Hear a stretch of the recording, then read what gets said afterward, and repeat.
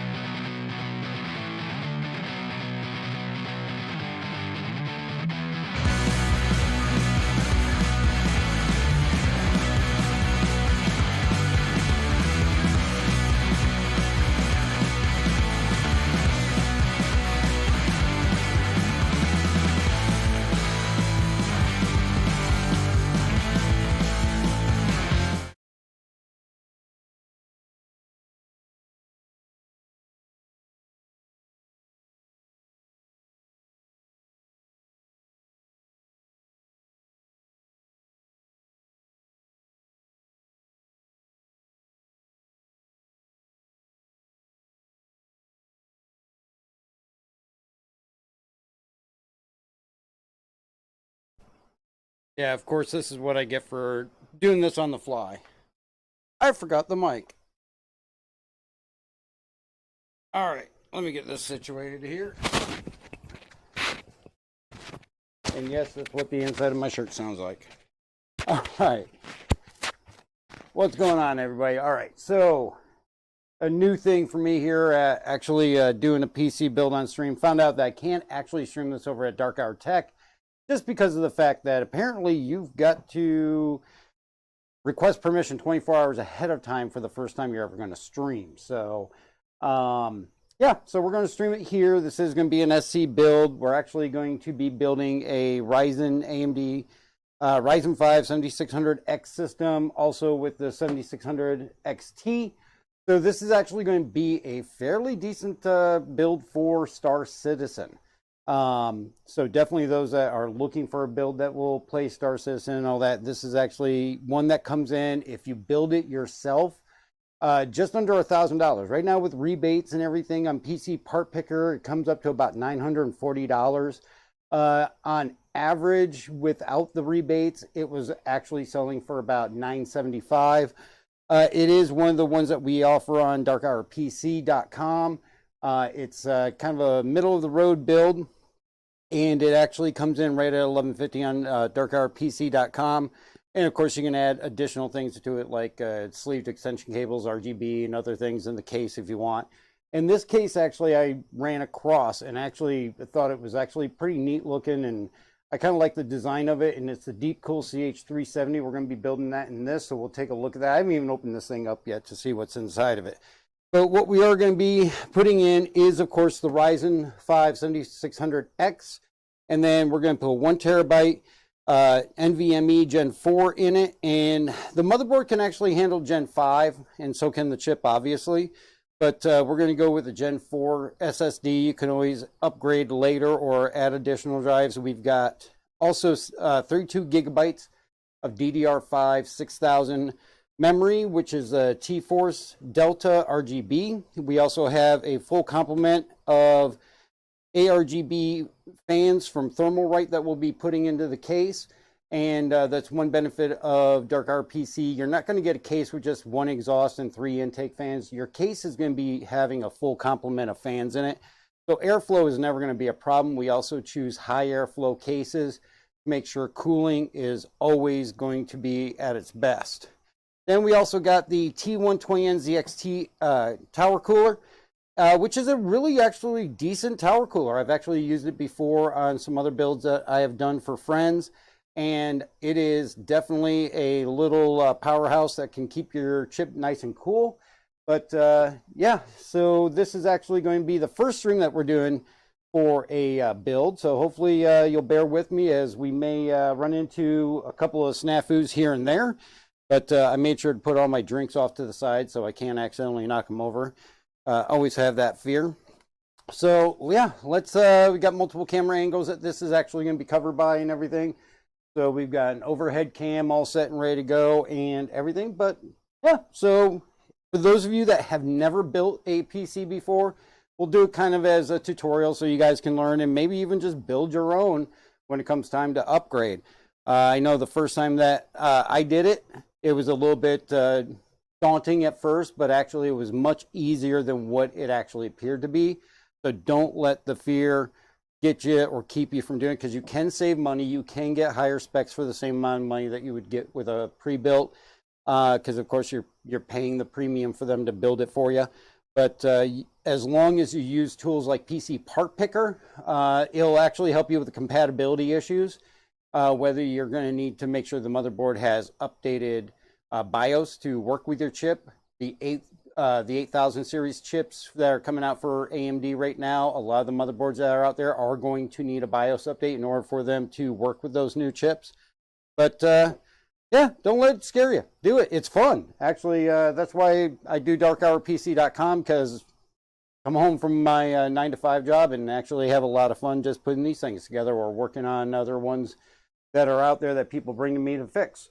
So I'm going to try to keep an eye on the chat. Don't hesitate to pop. We're going to mute that because that's going to get annoying.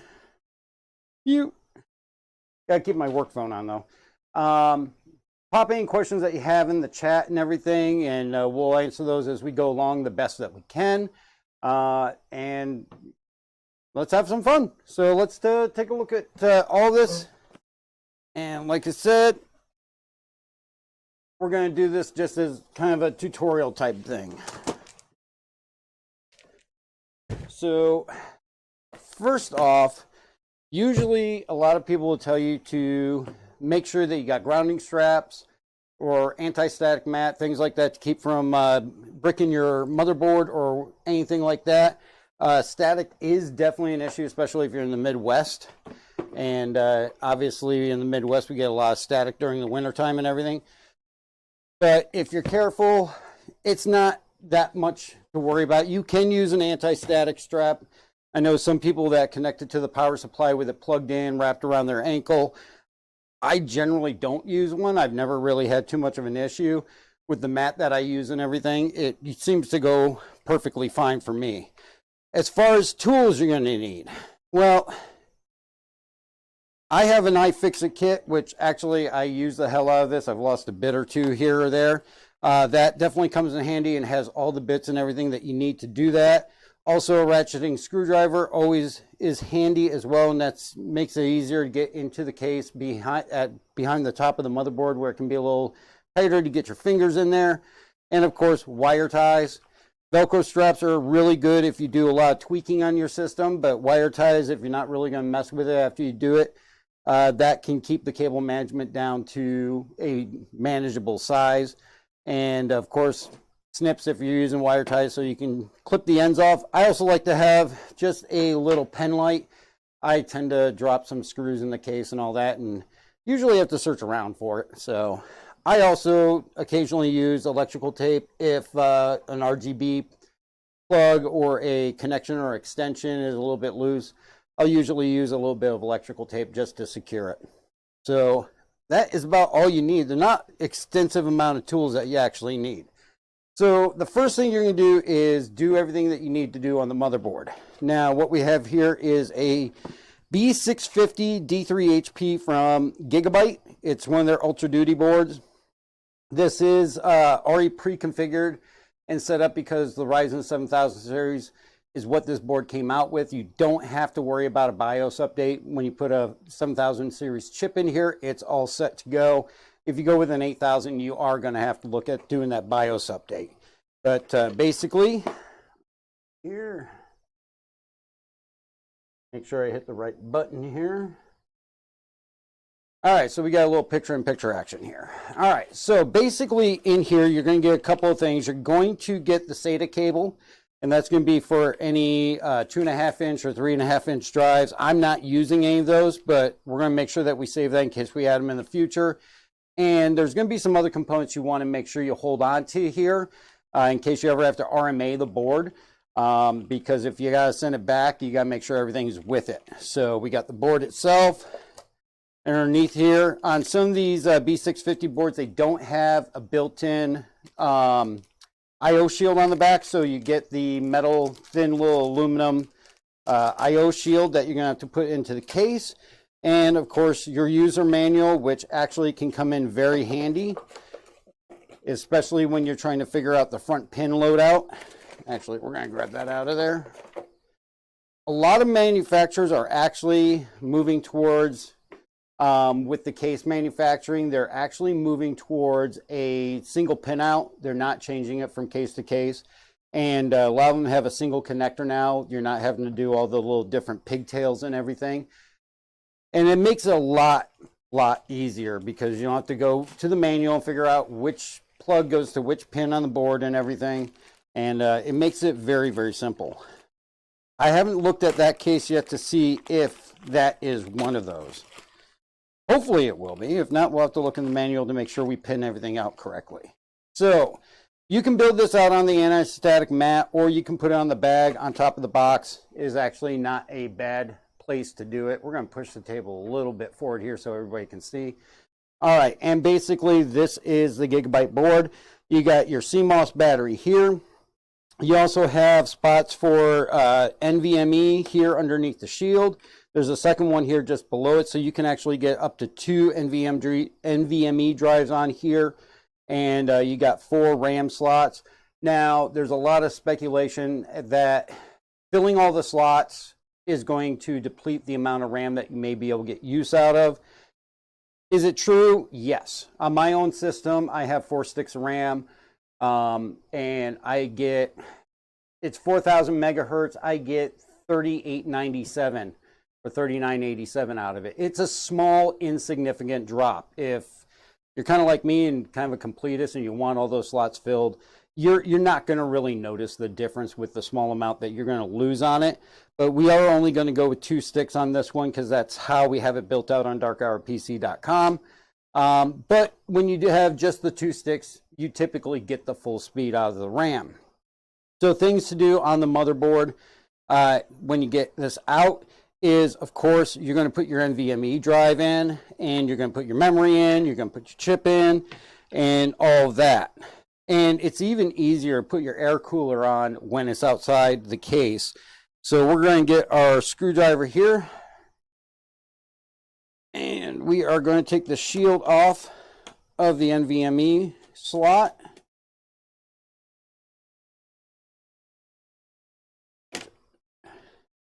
Now on the back, you'll notice that there is a cover for, there's a thermal pad on here. Make sure you take this plastic off when you go to put it back on, or else your NVMe will not cool properly. So you're just going to peel that off. And what we've got for an NVMe, like I said, it's a Gen 4, and this actually is a silicone power. I've actually used these before. I've never had a problem with them. They actually operate very well, and they're running, I think, about $55 when I got it off of Amazon. So you're just going to pop it in there, and you'll notice here that there is a screw that is supposed to be here, and I don't see one in the box or the, oh, yep, none in the bag, so they didn't give us it. So I have some in the closet here we'll get. So you'll screw that down, or actually, you know what? You can screw it down with the cover. Some covers actually have the screw built into it, and this one does. Other ones, like Asus, has a lever that you just flip the lever around and it holds it. This one, actually, the screw is built into the top, so you can just use that to hold it down. All right, so there we go. We got our NVMe in there, and we're going to pop our memory in. And to get dual channel memory, which is going to give you the best gaming performance, you want to make sure that you put in the correct slots. If you just put in the left 2 slots, you're only going to have single channel memory. If you put in just the right 2, you're only going to have single channel memory. Generally with most manufacturers, you're going to put in the 2nd and the 4th slot from the chip, from the socket. And that will be your dual channel memory. You can also use the other 2 slots in conjunction with each other, but you want to use the 2nd and 4th one. And you want to make sure that this notch that's in here lines up with the notch that is on your RAM. So you're just going to pop that in there and push it down till it clicks. With this T-Force RAM, you always put the T-Force at the top. And there we go. We've got our RAM in, and that is all good to go. Now we're just going to open up the socket. There we go. Now, the one thing you want to be very careful about is with the chip. AMD's actually no longer got the pins on the chip, but the pins that are in the socket, much like Intel. But if you're working on an older system, you want to make sure that you're careful about those pins on the chip, because it is a pain if you damage those. Having a sewing needle or something like that around is very helpful if you have to straighten those out. Now, the 7600X does not come with a stock cooler, which is another reason we're going with the T120. And Ryzen is nice enough to give you little stickers to stick on the case if you want.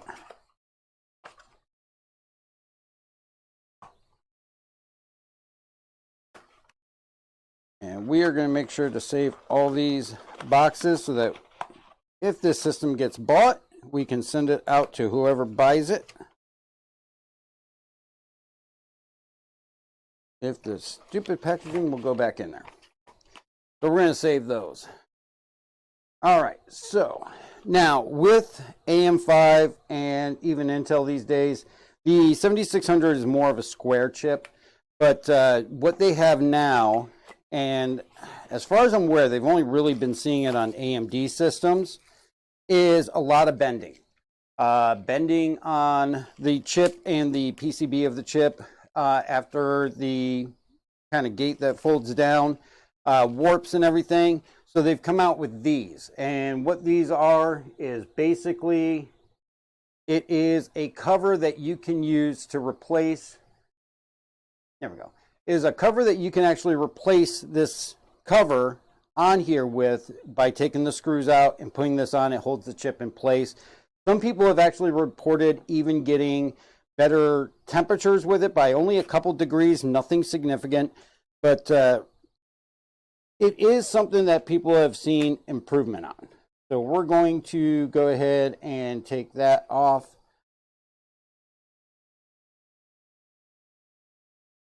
That is going to be an Allen bolt. Make sure we get the right size here.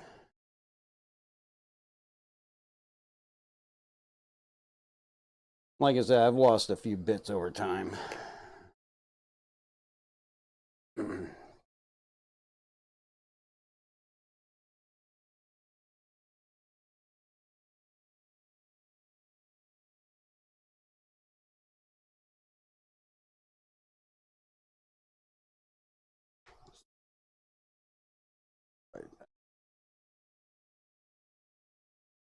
There it is. All right. The important thing is you want to make sure that you save this if you do remove it. Because again, if you have to RMA the board or anything, you have to make sure you have this as well as that black cover to send back. Or else they could refuse your warranty claim.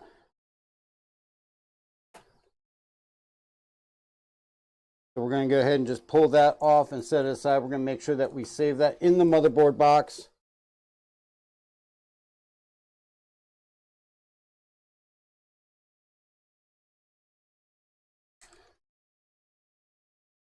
Looks like this small gasket on here is part of that, so we're not going to pull that off. All right, so we are going to grab our chip.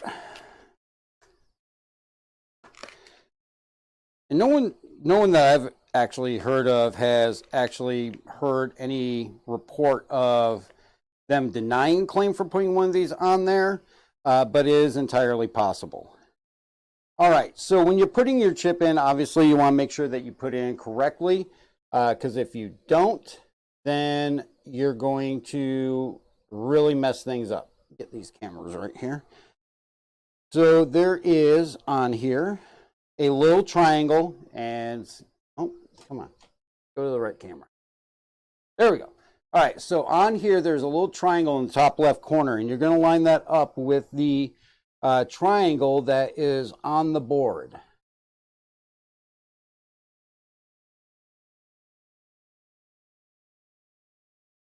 And you're just going to give it a little bit of a wiggle test in there and make sure it's seated, and you should be good to go. Generally, for the most part, Ryzen chips and Intel chips should just be facing the correct way in which the top is towards the top of the motherboard. And then we can take these screws that came with this bracket. We're going to put that down.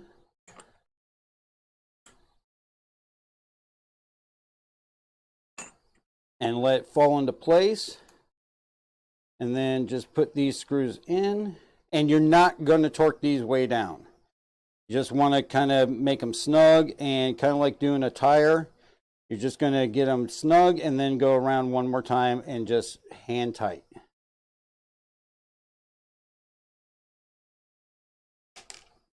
Like I said, I drop a lot of screws.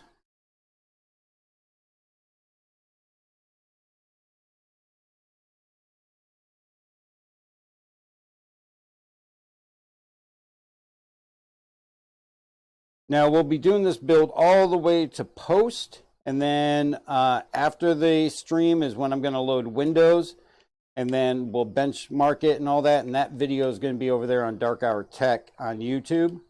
So you can check out the final benchmarks and all that of this system. We'll also do a test playthrough in Star Citizen to see how it performs. And you're just going to make this kind of finger tight. And that is in and on. Now they do give you thermal paste, which is their own brand. Oh, it's not their own brand. It's Thermalright TF7. Actually, I forgot to grab it, but I have.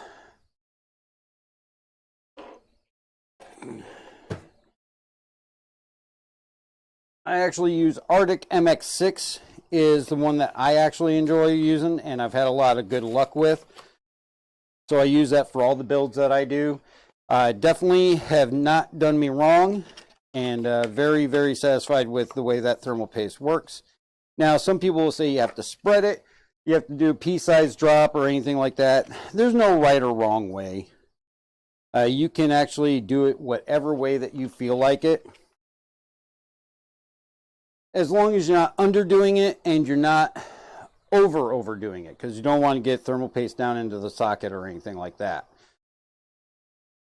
So we are going to use our MX6, but we're going to take these brackets off here because the T120 has its own brackets for the AMD board.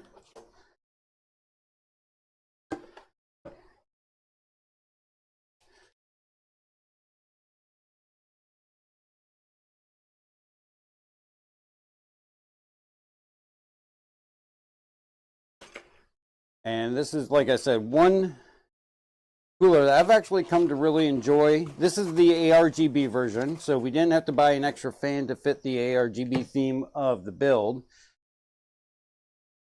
It's gonna just already be there.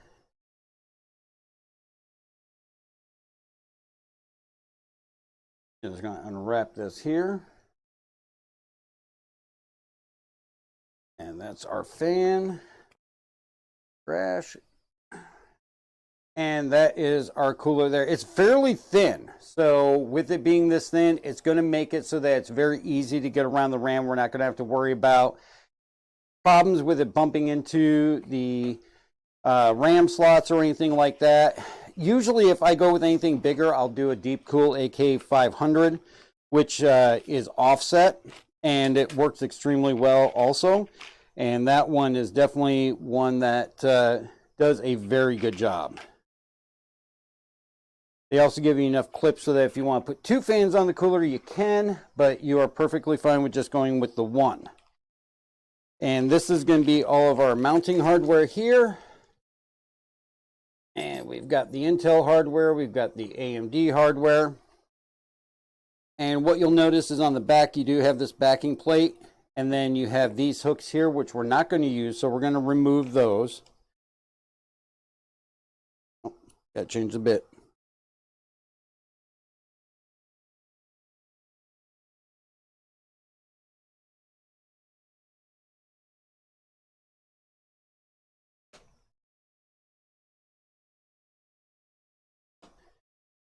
And me personally, I will usually save these brackets in case I ever sell a computer. If it's my computer, I'll save them. If it's something I'm selling, I'll provide them to the owner in case, or the purchaser in case they want to put something different on.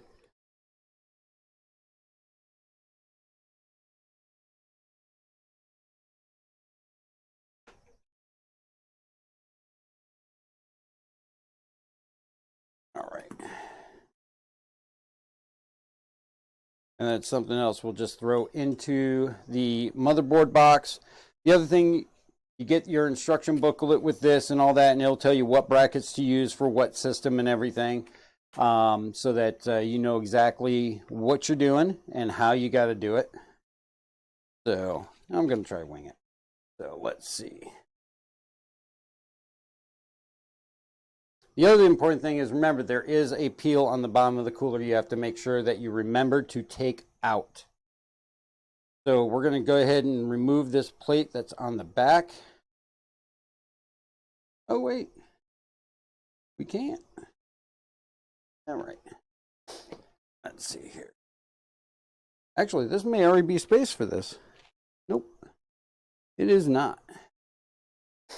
All right, so let's see what they say. You know what we might have to do? I have to take that off.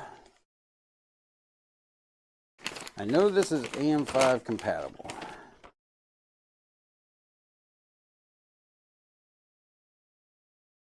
Oh, you know.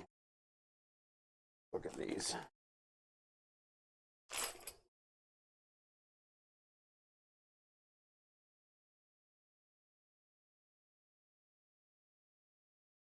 What the? All right, RTFM. LGA, LGA, Intel, AMD. Those are the AMD brackets. Oh, duh. The LGA ones are on here. We just take those off. All right. Stupid me.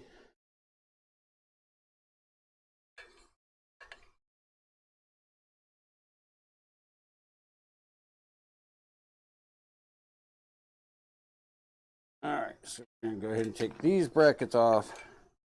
This is what I get for building Intel most of the time.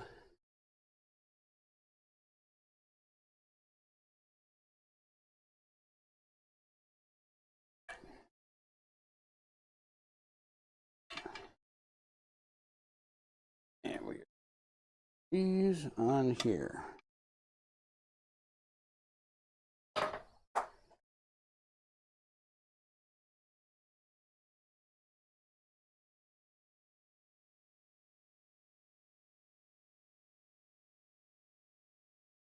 Then that should be correct. And that is correct. I can't remember the last time I built a Ryzen system.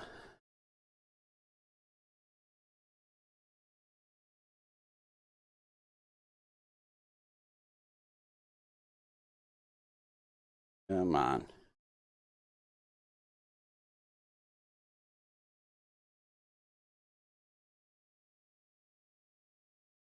All right, so there we go.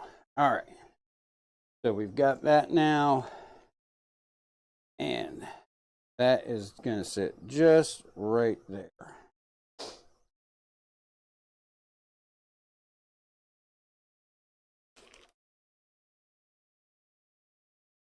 These should thread right into there. All right. So our thermal paste on this, again, this one's more of a square than a rectangle, but you want to make sure you have just a little bit more than a pea-sized drop. If you do that, you're going to be good. Some people like to do a line.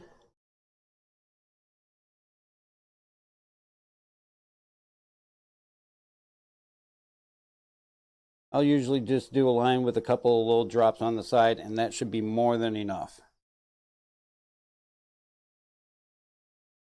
And again, you want to make sure that you peel this off of the bottom of the cooler so you have a nice clean surface to make contact with the chip.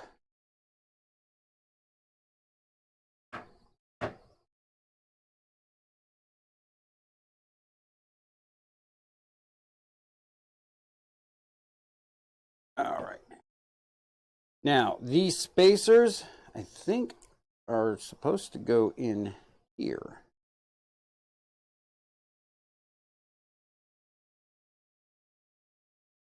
This is going to keep you from probably crushing the board. Nope.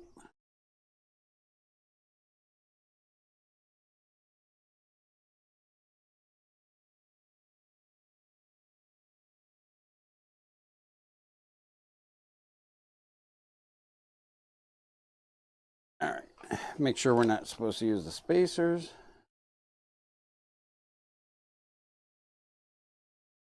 Yeah, supposed to use the spacers. Seems a little bit short there. So we will put that right over top there. right over top.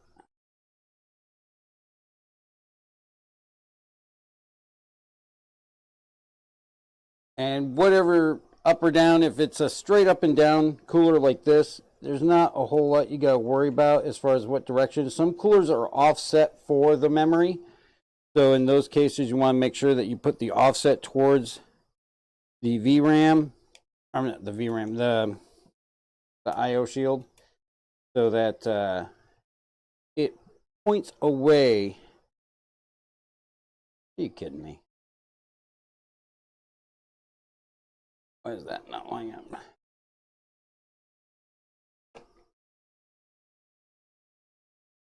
I know this is a AMD.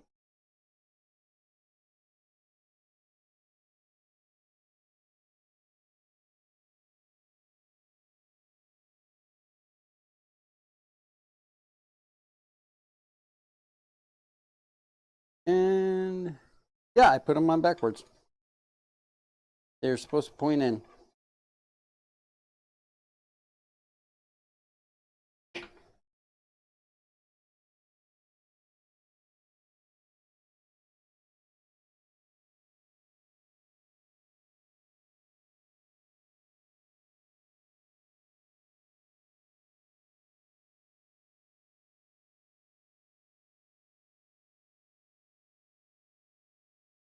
Come on. Through. What's going on? Good to see you. Doing well. If I could remember what direction these things were supposed to go. First stream nerves, I guess.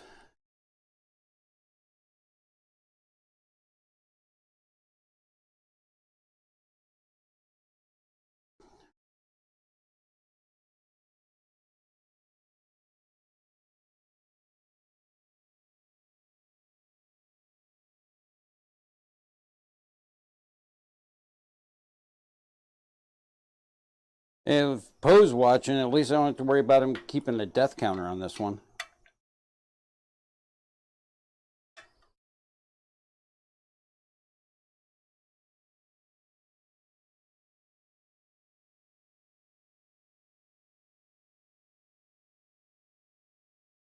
And of course I dropped that.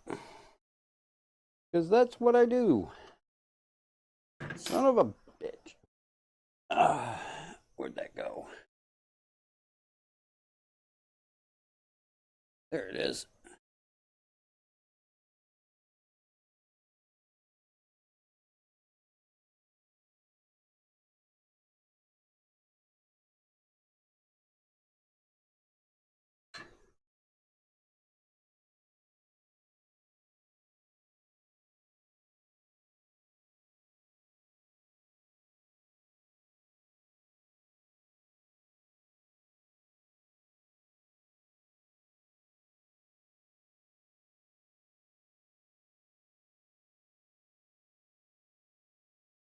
Come on, get in there.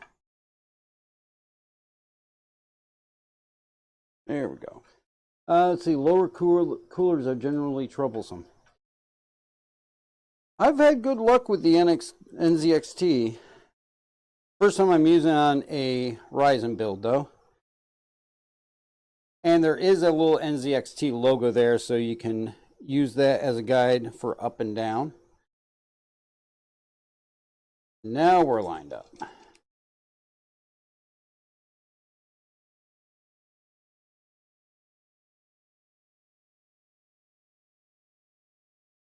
Now, much like the plate cover for the chip, you don't want to torque this way down really hard. Again, just want to go kind of finger tight and change cross pattern until you get it in place, and then you can tighten it down just snugly. Too much pressure is bad for the chip, and not enough pressure is also bad.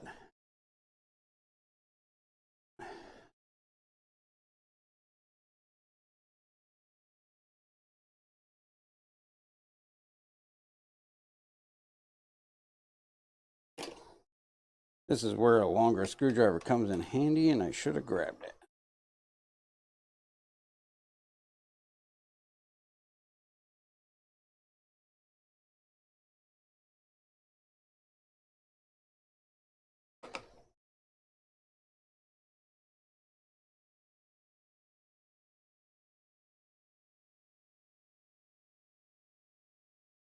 All right, there we go. So that is nice and snug and not over tightened, so that should be good. And then we can go ahead and put our fan on. With the fans, remember that the logo on the front is going to be the intake, and the exhaust is going to come out the back where you see the specs and the information there from that. You also want to make sure that you place this in a way where you can easily hide your cables.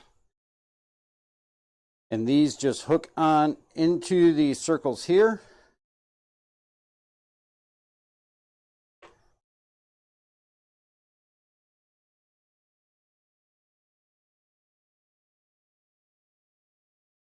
Let's see.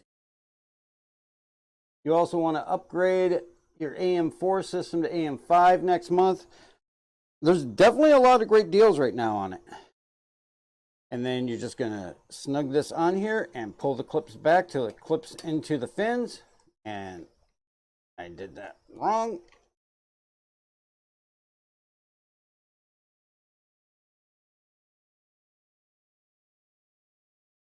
Because I was reading chat. Went that way.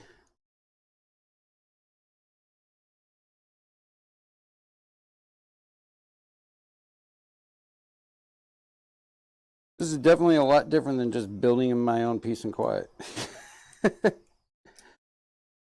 Nerves.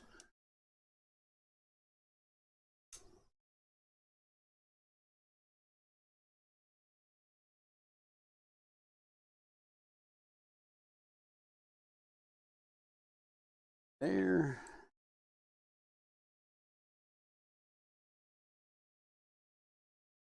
I do always prefer them coming out the top, so it goes up the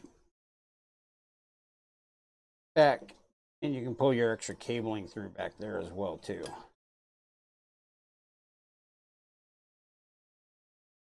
And that is in the fins, and that is good. So on here you got two different lines. You've got the ARGB line, and then you also got the fan header line. So what you're going to want to do is go ahead and plug into your CPU fan header. And if you have trouble locating it, you can just refer to the manual. It's going to be this top one here. So we're just going to plug it in right there. Just like that. And then we'll be able to pull this extra back through the case with the RGB line when we put it into the case. So that is our cooler installed. Again, make sure you save all of these parts just in case you ever decide to use it again in the future on something else. And make sure you keep those motherboard parts with the motherboard. It'll definitely come in handy. There's been plenty of times that I have, what did I do with it? That I have needed to go back and pull something out of the box. So we're going to go ahead and grab this.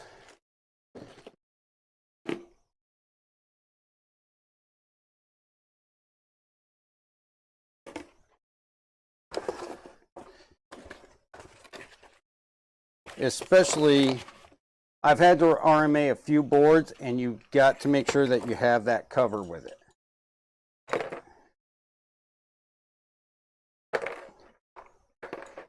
All right, I'll even throw the extra thermal paste that I don't use in there.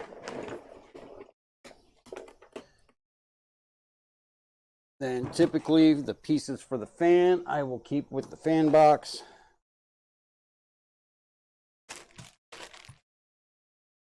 I'm horrible about making sure I clean up as I go.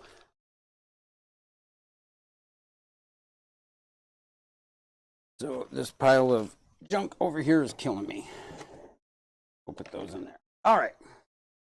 So we're going to go ahead and set the motherboard aside. Again, we've got the IO shield out for when we bring the case up. We're done with the thermal paste. much like it's easier to keep, oh, I'm gonna break my neck. Much like it's easier to actually keep on top of the cable management if you do it as you go, it's actually easier to keep everything organized and be able to find stuff as you move along and clean things up. Now this, I forgot to mention this. This is actually an adapter, because if you look at the RGB off of this, it is not your standard 3 or 4 pin. You have to use this adapter on here to plug in a standard 3-pin 5-volt ARGB. So you get that adapter in the case or in the box with that. So make sure that you use it. All right, so that gets us to the point where we got the cooler on. We got all of that all set to go.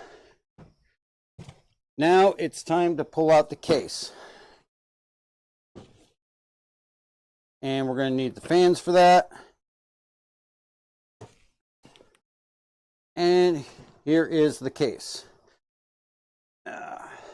This again is the Deep Cool CH370.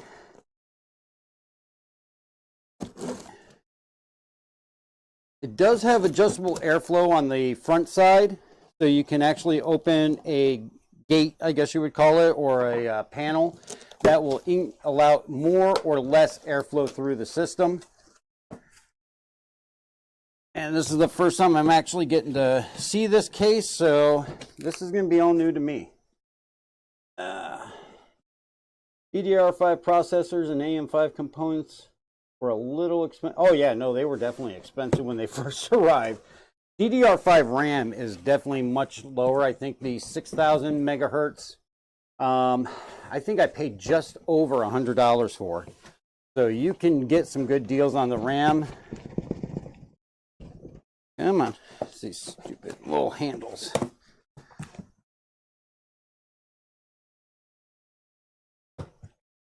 And right now, I can't see it on that screen, but I'll check it here in a second because I'm going to grab my drink. But I got PC part picker pulled up right now.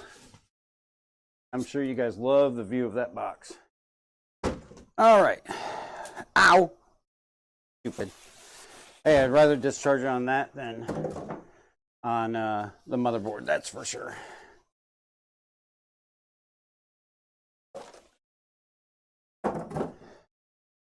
Okay, lots of styrofoam. You gotta love styrofoam. Now this does have underneath a mesh filter for your power supply unit.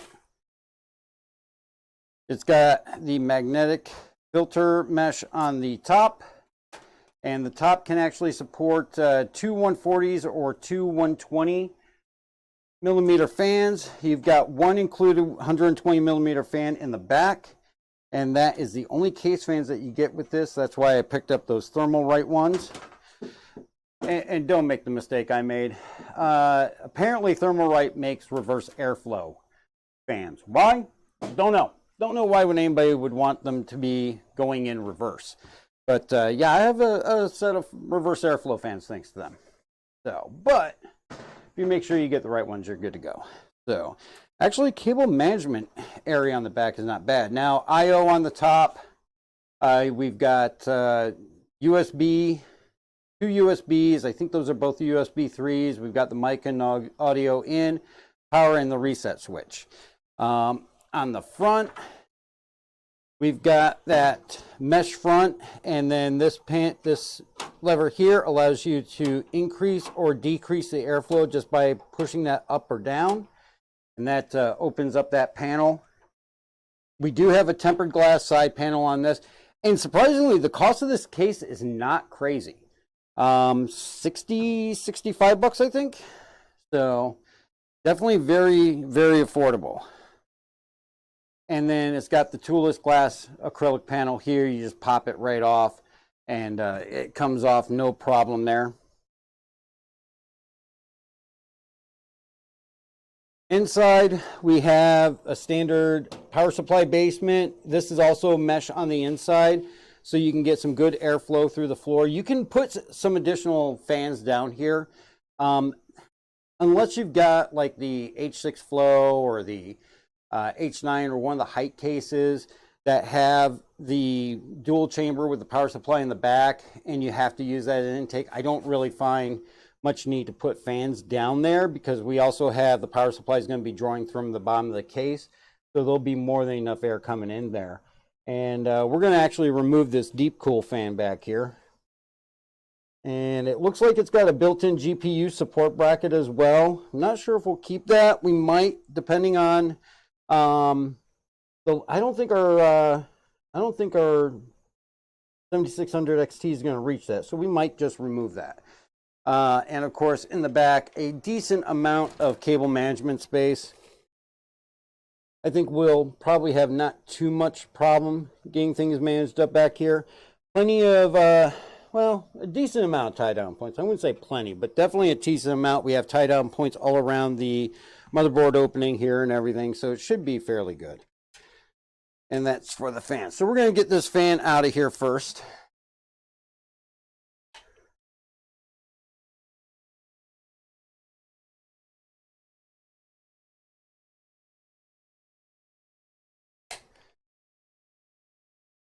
And wrong bit. Oh, hey, look at that.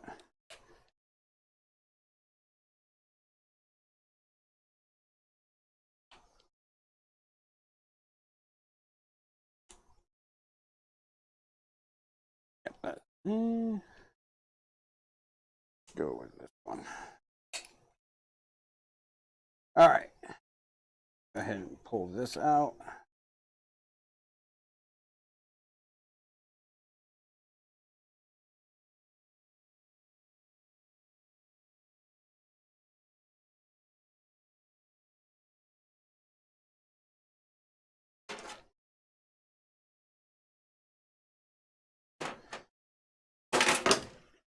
Most cases I get for myself, I do take out the stock fans because they're usually just black. In a lot of cases, if you get the non-ARGB version, they're cheaper. You can actually save yourself a decent amount going with one with just black fans and swapping out the fans. But most of the time I swap them out. We're going to pull this front panel off. Oh, hey, look at that. Headphone hanger. I didn't even know that was on there. This is a nice little feature if you're a gamer and this is on your desk. So that just pulls right off. Spring loaded bunny ear holder. Okay, cool. We're going to set that down there.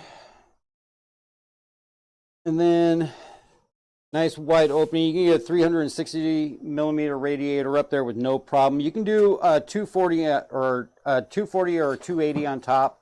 I will support both of those if you're doing water cooling. So that's definitely a nice bit of airflow coming in through there. All right. Huck, do you need to go out? Are you going to be a pain? Huck's tail is making its stream debut. Are you trying to tell me you want to go outside? Because you're a pain? And because you have horrible timing? You're such a good dog.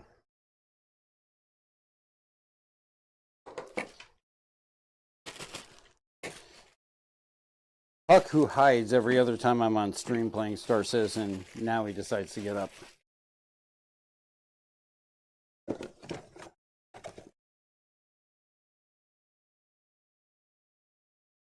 You gonna lay down, bud?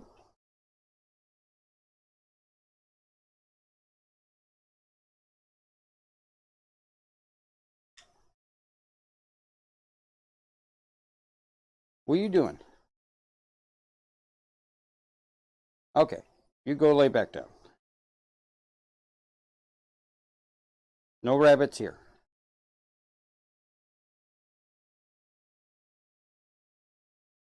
All right, so we're just gonna unwind all of these.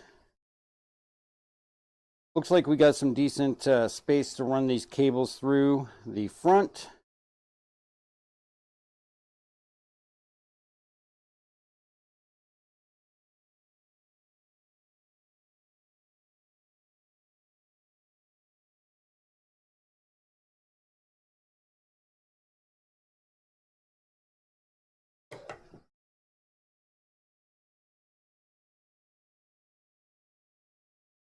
Oh, the system sounds only come from left. See, now this lavalier mic is supposed to be stereo. Let me switch it over to the overhead mic.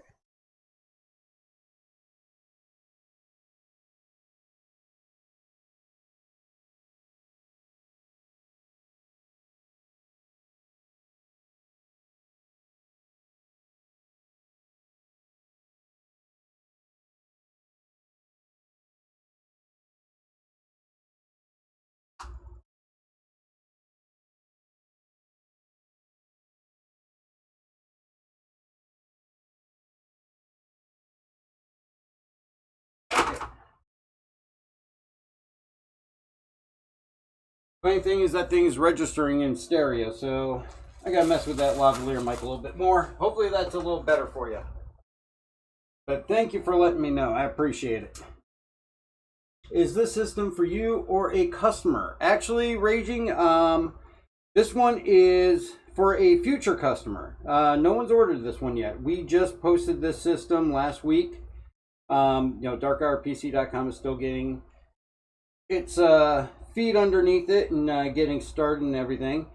So haven't had much as far as new PC orders. Have done some repairs locally and everything for a few people, but this is actually going to whoever orders it first, I guess.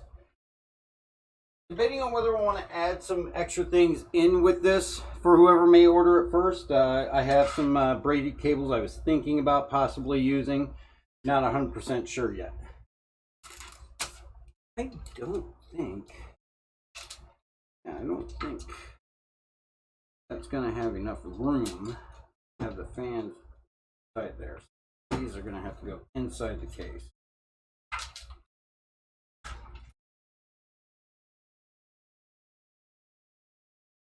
Some case manufacturers put enough space where you put the fans on the outside, but yeah, this is definitely not going to. I always like to double check it, just because I think it looks a little bit nicer if they're between the case and everything.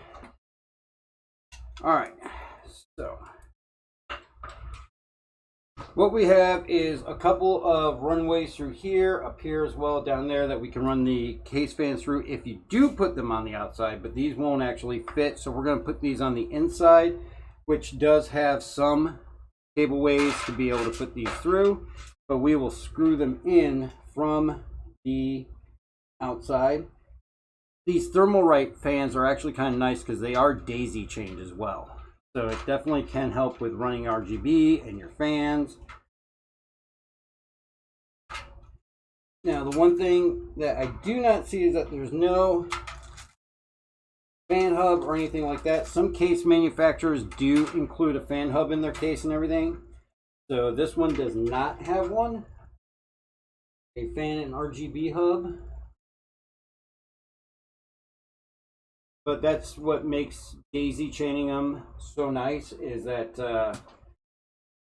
you really don't need a whole lot of connections to get those all hooked up.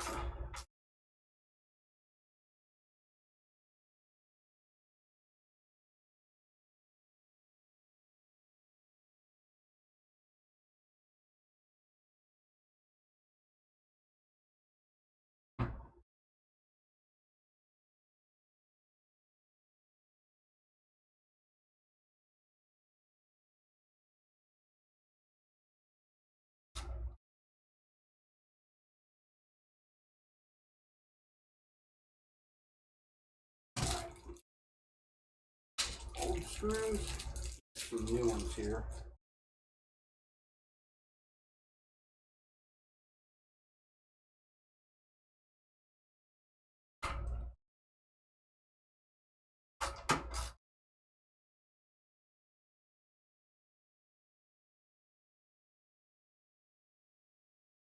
And we're going to put 3 fans on the front. They're all going to be intake. And then we're going to do 2 fans on top, which will be exhaust, and then we'll have our rear exhaust fan.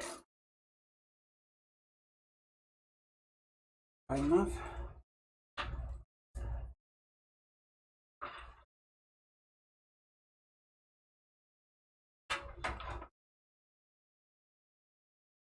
Now this one, GPU bracket is right there.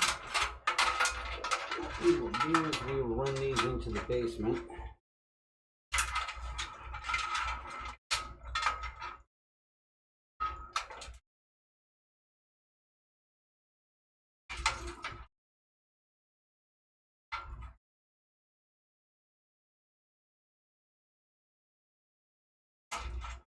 Bracket.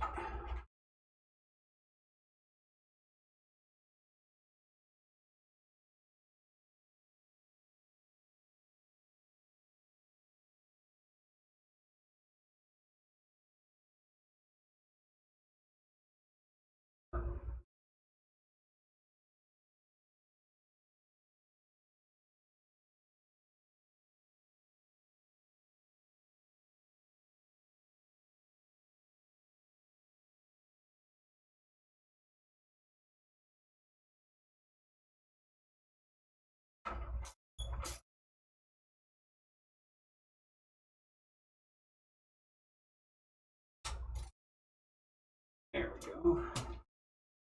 Size this one up so we left enough space down here for the third one. Oh yeah, that'll fit fine.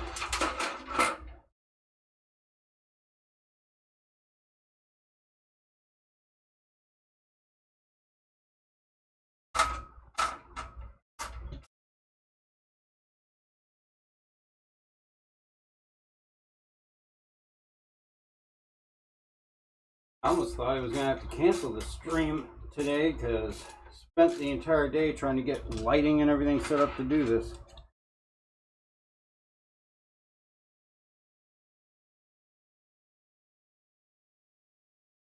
If the wires pop out of the channel in the fan case, very easy to just pop back in.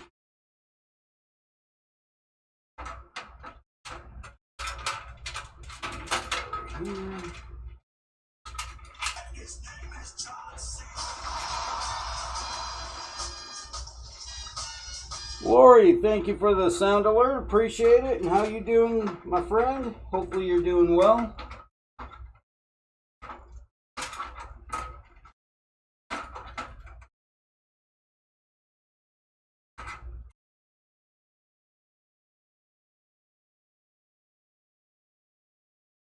Been keeping yourself busy, I hope. Tell you what, we had fun on Helldivers last night. We did a stream for Helldivers just for the hell of it. And I will say I was not thinking much about that game, but gave it a try, and it's definitely going to be one I'm going to play again.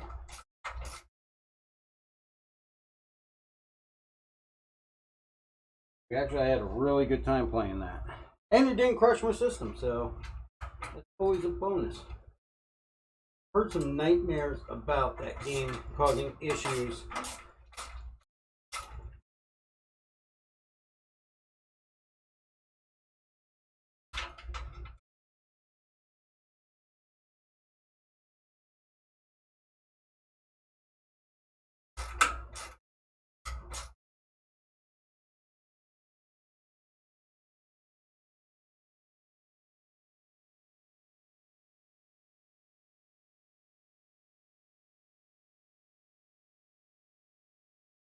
Alright, so there's all of our fans there. We've got almost all the cables in out the back. We'll be able to get them all set up.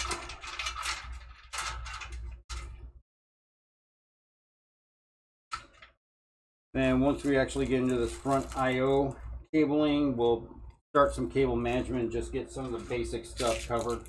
We're going to go ahead and put the fans into the top and the back as well. That way we've got all of those in place.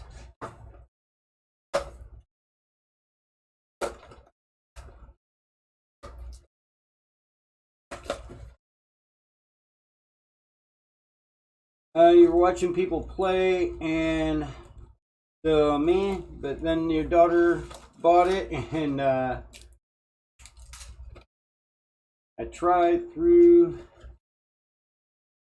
Now you're addicted. It is addicting. The gameplay, I would not say, I mean, when you're going after the bugs and everything like that, the bugs are fun. They can definitely be challenging when you get into the large stink bugs or the big tanks.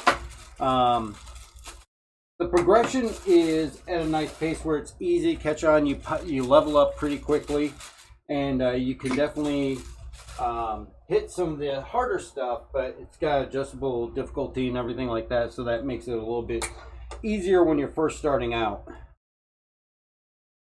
I know Lawn Dart was playing with us, and Lawn Dart had tried it solo and found that solo he was just getting demolished. So he tried it again as a group, and definitely a whole different experience.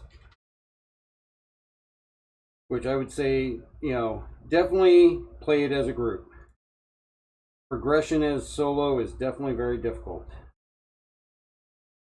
You love the bugs, especially oh, the defend missions, yeah. The bots, I had fun with the bots too. The big mechs that you gotta take out and everything were fun. It almost seemed like the mechs were more aggressive than the bugs in some cases.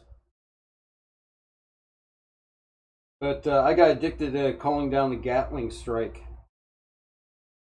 And then Lawn Dart kept becoming subject to Mandolini and calling down strikes on top of his head a couple of times.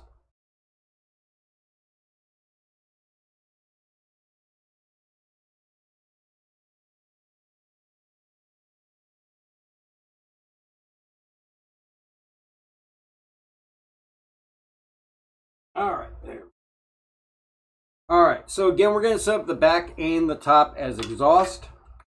So we are going to go ahead and get the back one in first.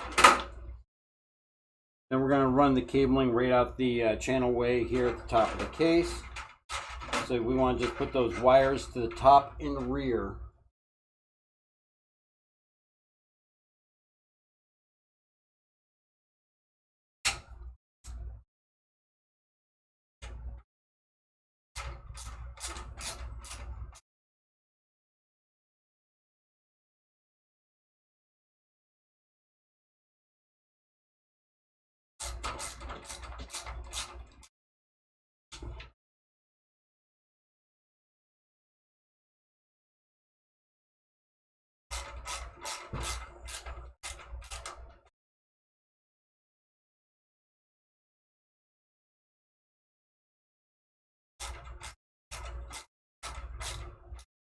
Alright, we're going to run these right out here where also the 8 pin from the power supply is going to go through. So those are all good. We're going to run these as exhaust up here. We're going to run these through the same channel way.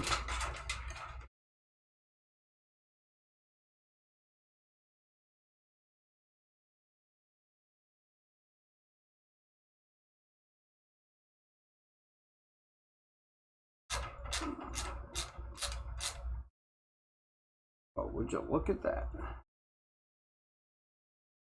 Gotta slide this back a little bit just to line up with that.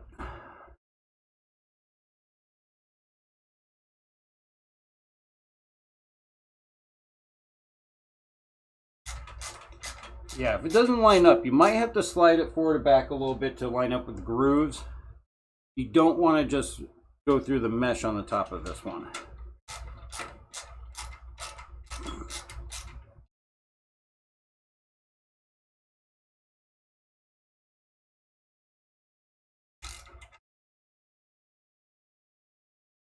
Come on.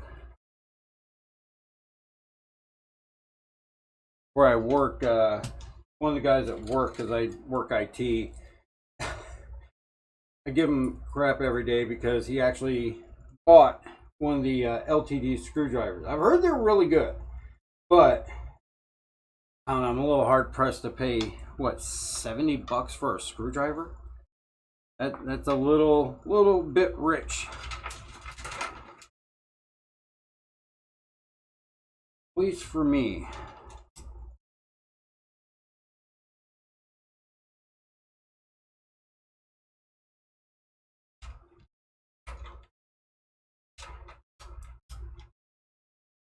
I tend to buy my tools from Amazon. It makes it a lot simpler.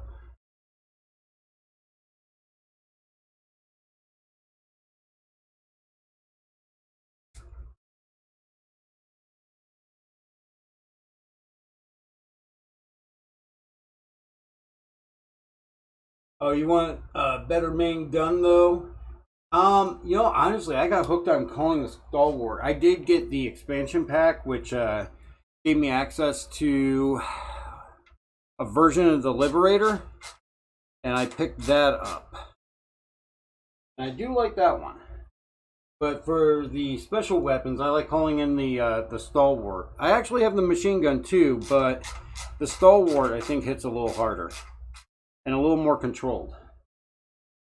All right, so that is all our fans in. I'm gonna save the extra screws. I have a case collection of screws in case I ever run out, lose one, or anything. As you've seen, I drop them very often, hence the pen light.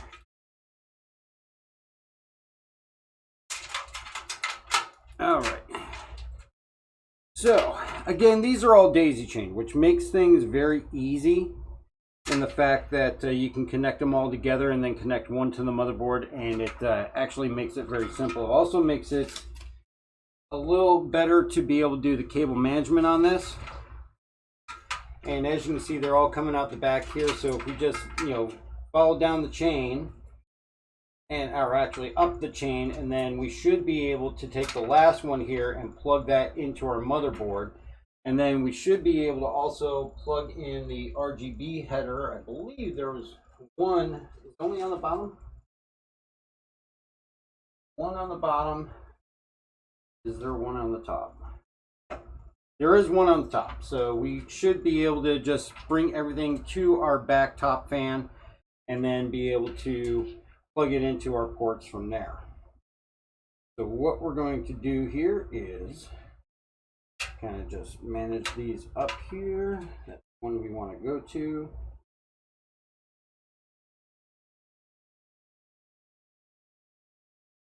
I'm going to go ahead and untwist these. Separate our RGB from our fans. Our fans here, so we're just going to there, and we should be able to untwist this, and we are going to plug our B.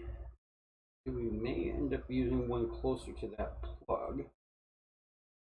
We will plug this RGB into this one.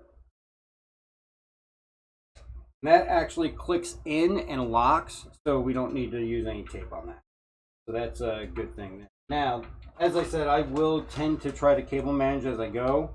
It makes it a little bit nicer at the end, and also less time that you're spending trying to retrace everything down.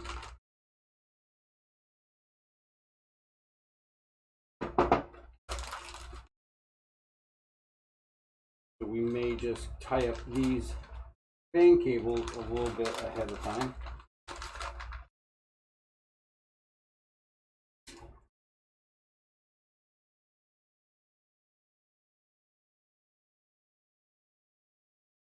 We have tie down points right up here.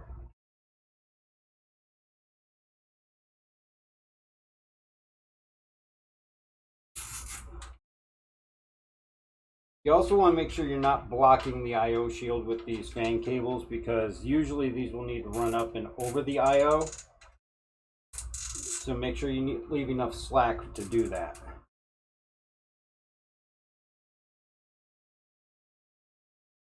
And just these are plugged into those.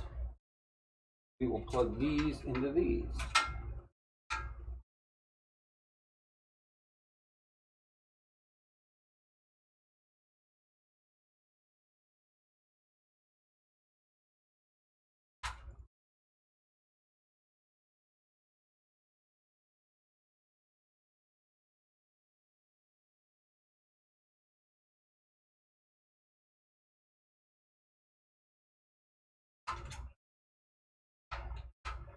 And we can continue running them along here where there's cable management.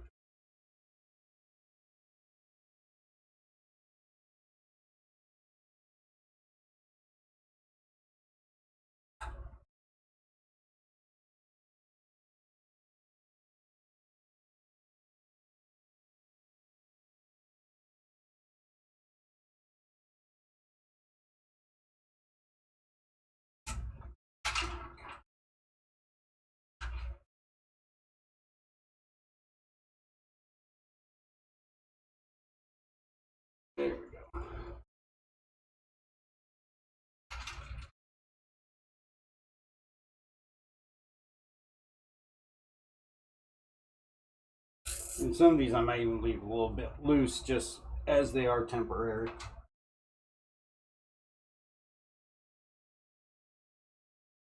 You see the front I/O is actually already cable tight there. We may move that just to incorporate these in with those, but right now I think that's going to be good. All right. So, and that gets us pretty much to the point where we can go ahead and start working on putting our motherboard in. Clear this all out down here. All right, now the nice thing about this is this actually can accommodate an ATX as well as an MATX case. It already has the standoffs in place for the MATX, so we will want to make sure that we just have everything set up for the ATX side of things. I mean, I'm sorry, the MATX side of things. So let's see. Let's do a try. I think I'm gonna have to move some of these.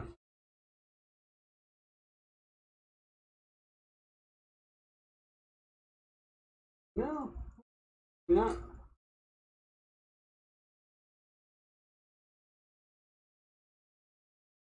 Come on, get off of there.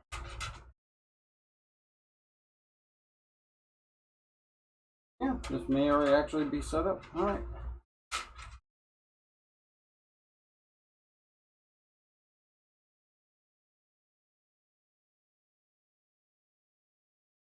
All right. Oh, we'll go to the overhead here. Sorry about that. All right, so basically, as you can see, the standoffs are already actually in place, and they are set up for MATX. And we're just going to slide this in. Before you slide this in, though, you want to make sure you put that I/O shield in before you put that in permanently. And it sounds like Baxter's up, and he's going to want to go out.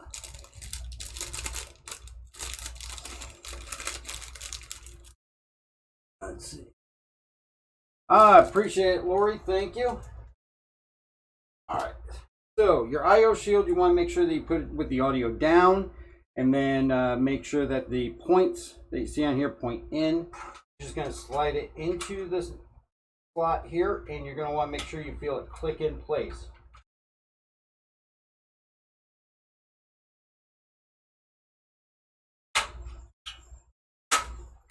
Just be mindful, they can be very sharp.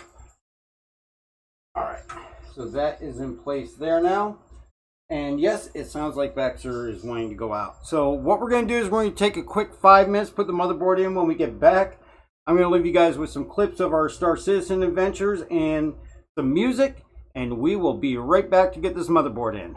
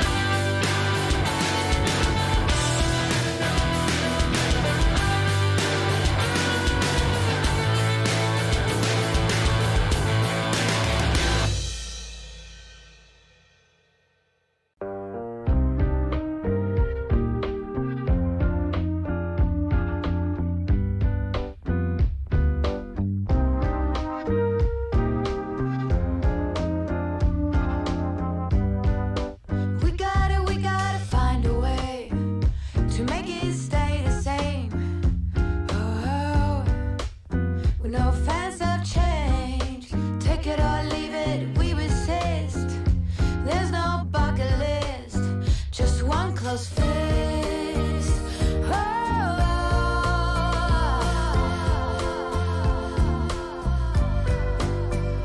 We're no fans of change. Yoga in the morning, then wine at night. Train tickets and all flights. Whoa, it's how we roll. Recycle or die is the sum of you and I. Oh, how I love you, and how you always don't stand by.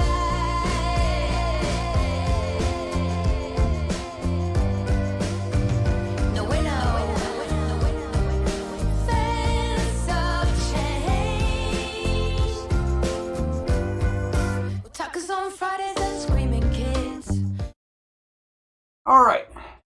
Only dog I know that goes out and goes to the bathroom and then comes in and drinks a gallon of water.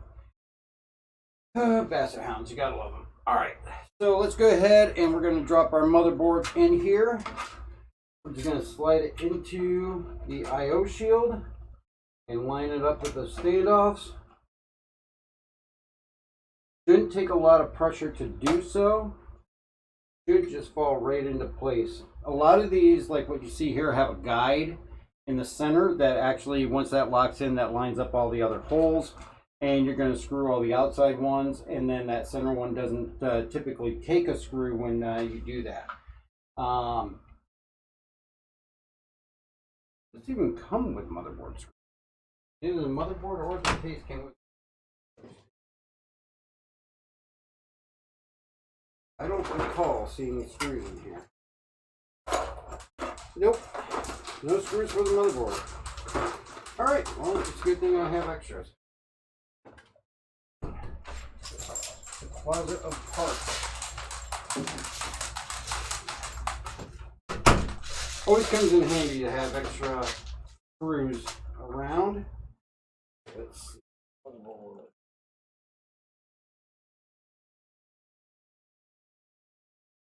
This one, I believe. And a smaller tip. Oh, Amazon screwdriver. Right there.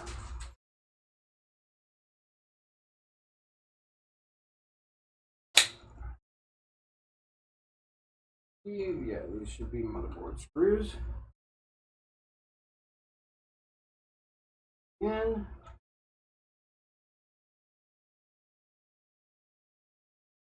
And these you don't want to over tighten either.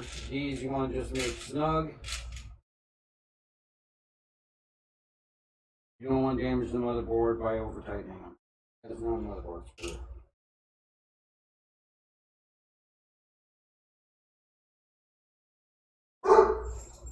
And there we go.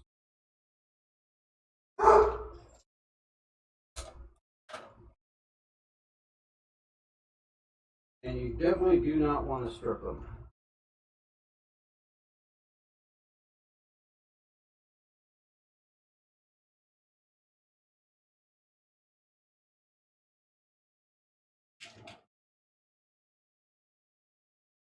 Oh, I just happen to have a motherboard screw. Bunch of others. These are motherboards. Take this one out, pull that out, and get that out of there.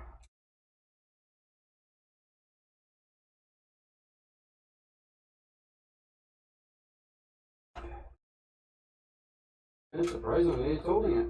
Okay, well, just enough to hold it, I guess.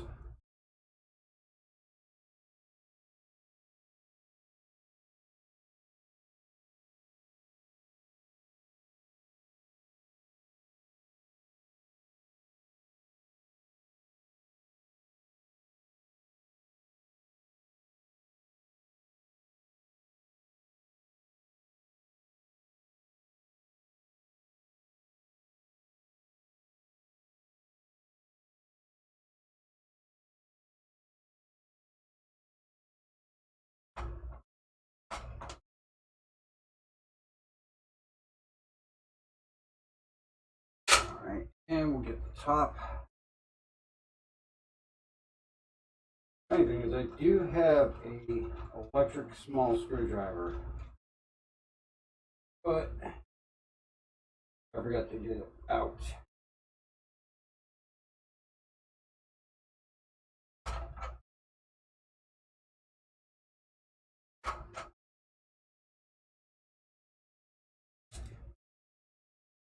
One more up here.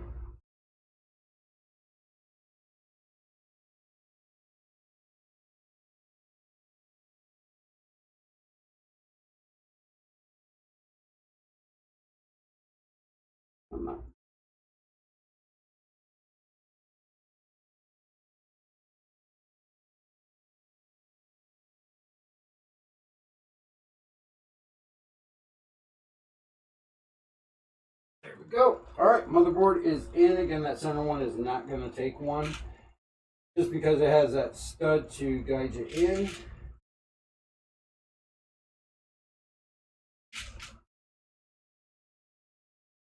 Back in here. Yeah, and these kits with replacement screws and everything, you can get those on Amazon for $10. And if you're doing a lot of tweaking, or you're building for friends or anything like that, they come in handy, definitely. Yeah, surprisingly, that one's, I wonder if I can just back that out.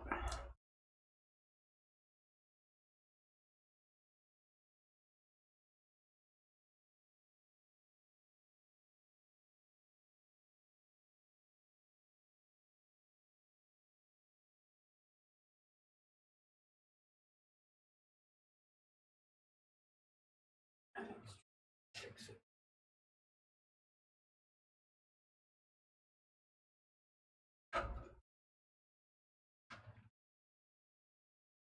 There we go. All right, now we can put the right. Thing is how this very possibly is going to go to a customer. I do not want to just. We want to make sure we put the right screw in. There we go. Now it's better. I always keep a pen light. All right. So what we're going to do is we're going to take our power cooler wiring and we're going to pass that through to the back. Much easier to do it if you have it plugged in ahead of time than it is to do it trying to plug it in after you already have the motherboard in.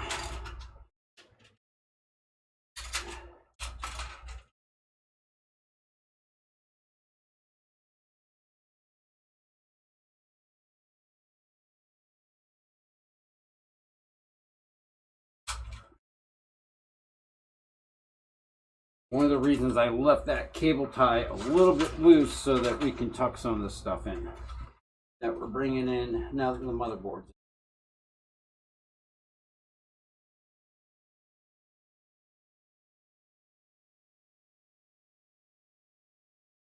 Including the RGB.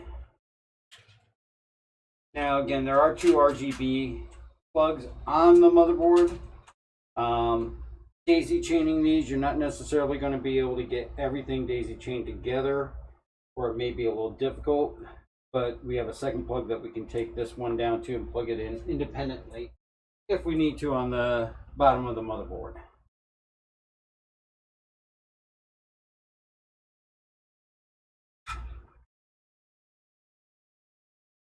We have all that slack pulled out.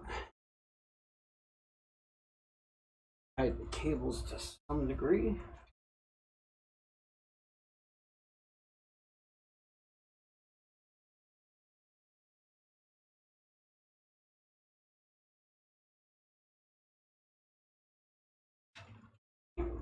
Slide that down.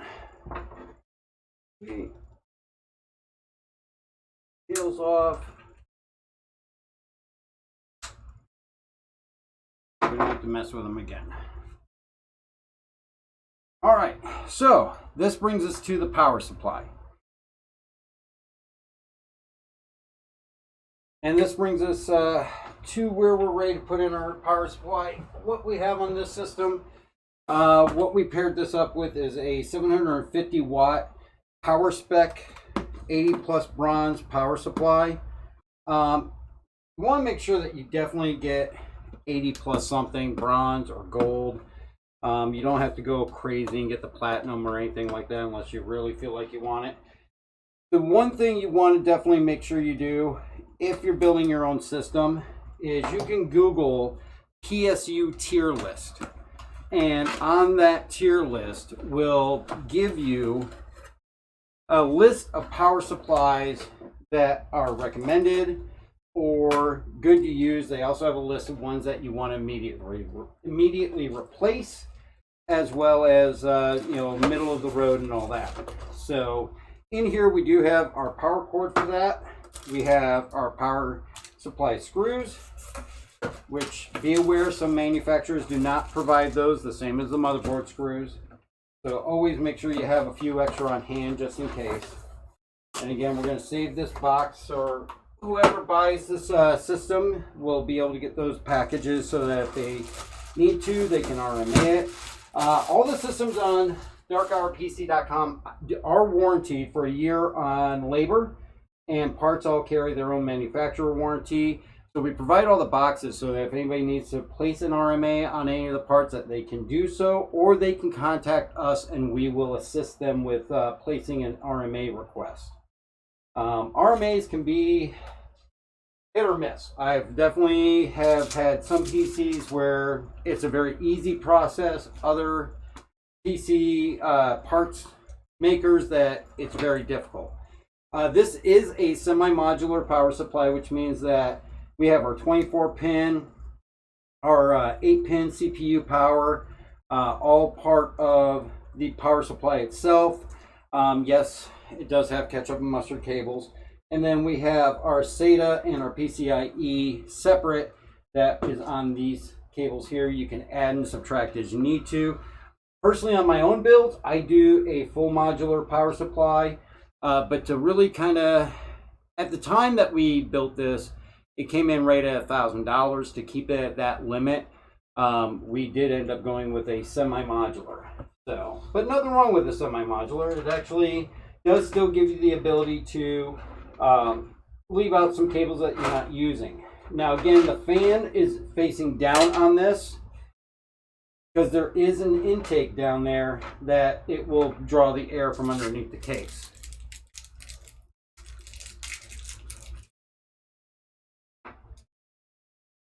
And we're just going to get this in place.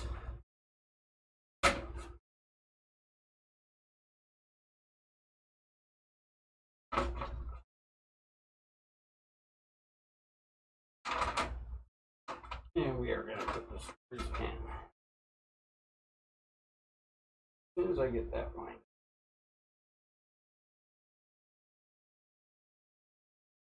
Oh, you son of a bitch.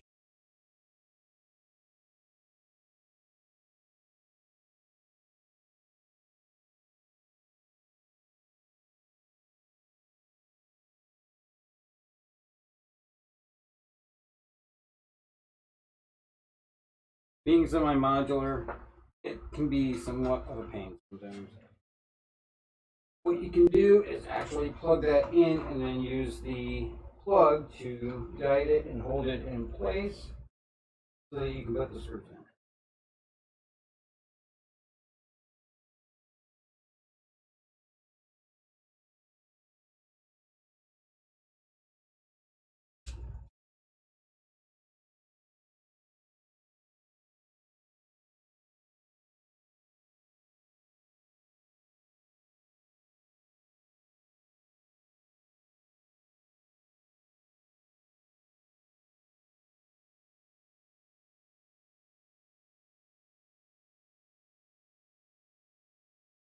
And again, you really don't have to torque down on these.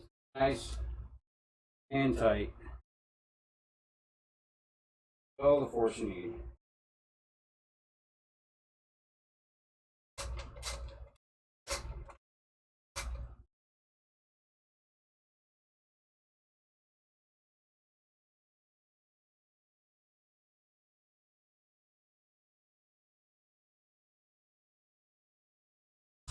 All right, and that is in. We can put that back there. So then you need to go ahead and route your cables for this. We're going to also route our cables for the front I/O as well as our RGB and everything. I know it looks like a tangled mess, but you want to try and keep it from getting that way. So what we're going to do is that's the second fan, first fan.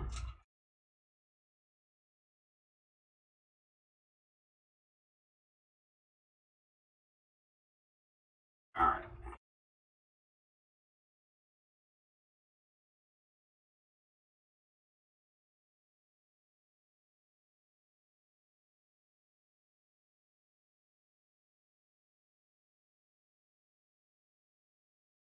And then last fan.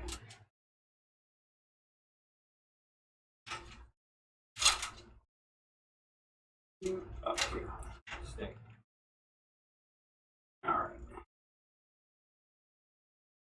And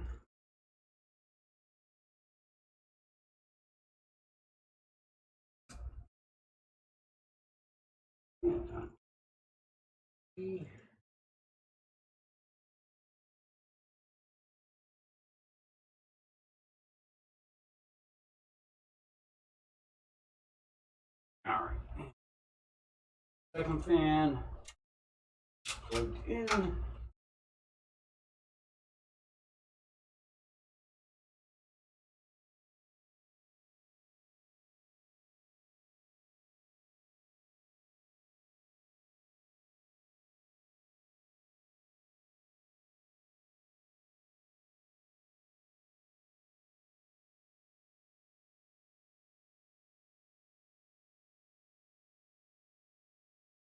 That. All right. Okay.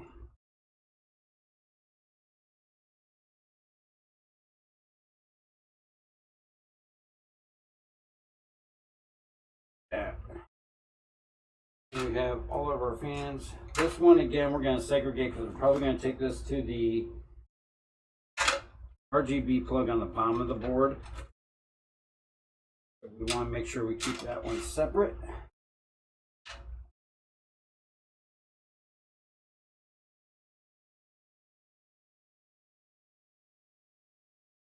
One to this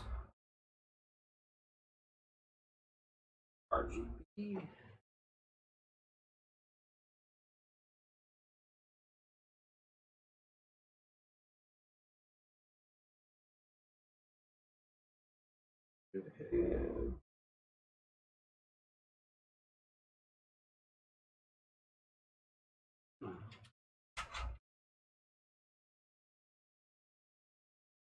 Downfall with all the RGB and everything is does tend to, that's the one we'll take to our header.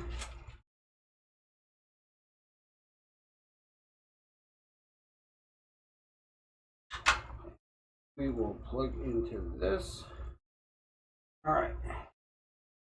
And like I said, this one will actually bring back into our header, which is just inside this gap here. So we will, when I flip this around, I'll show you where it was.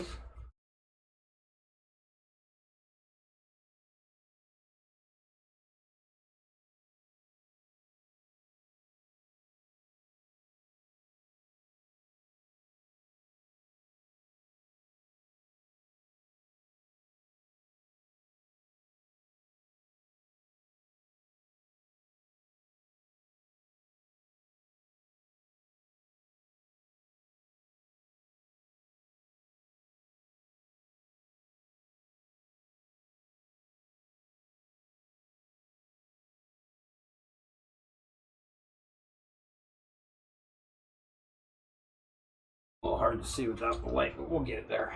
All right, now our fan that's going to plug into the motherboard is going to be this one here, and that's going to go up through there.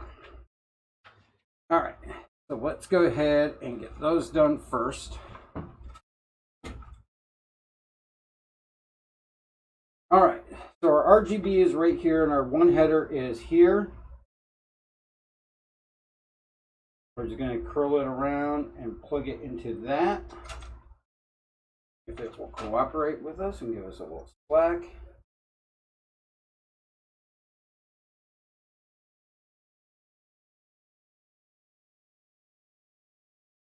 There we go. All right, and then our fan header. Again, another reason why I like keeping a pen light around. Fan header. Usually they're right up top here by each other. This one is not. Where's our...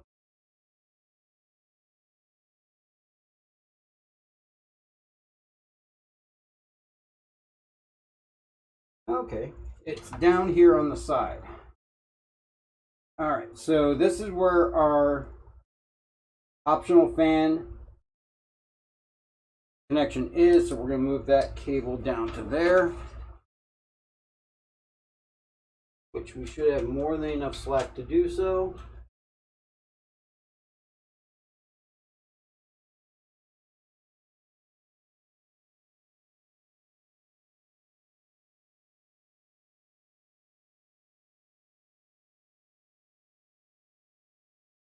All right, so yes, right here is our system fan header. So we're going to go ahead and plug that in there, and then we'll be able to pull the slack back out, and we'll cable tie that stuff up a little nicer once we get to that point. Now, with this, again, on the modular portion of this, you have your 8-pin power, you have, well, you have one PCIe, you have your 8-pin PC power, you also have your 24-pin. But let's do this. We're going to try and clean up the cabling a little bit here so we can see clearly where we're going to have runs for all of this. This is a mess. We're going to take the front I/O out of this equation.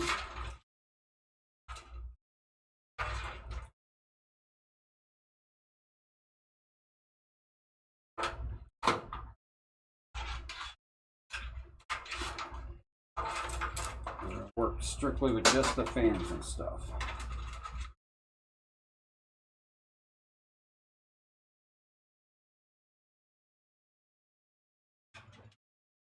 As we need to, we will untangle as we go.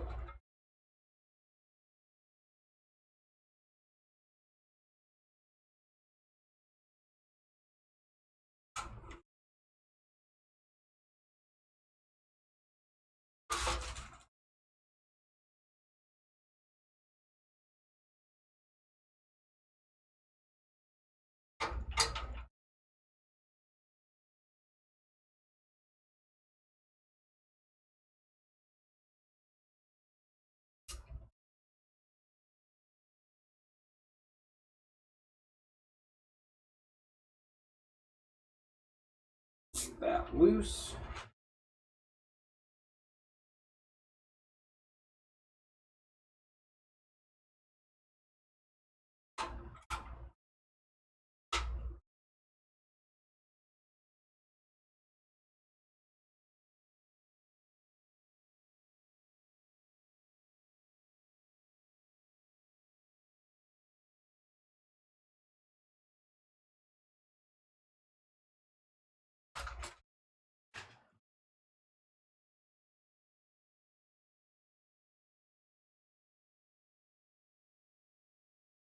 Now this does have a 3.5-inch drive bay in the basement with the power supply. We don't have any drives that we're going to actually put into there, so there's not going to be much to worry about in the basement other than cable storage.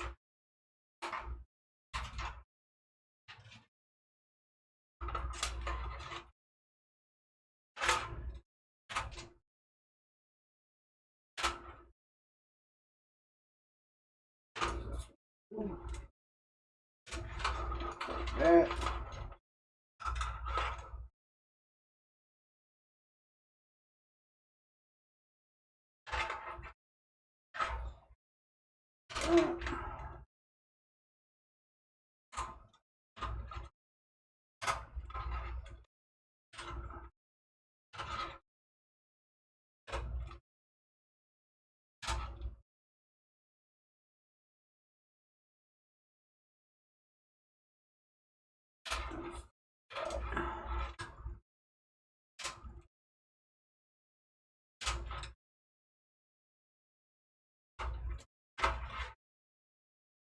here first.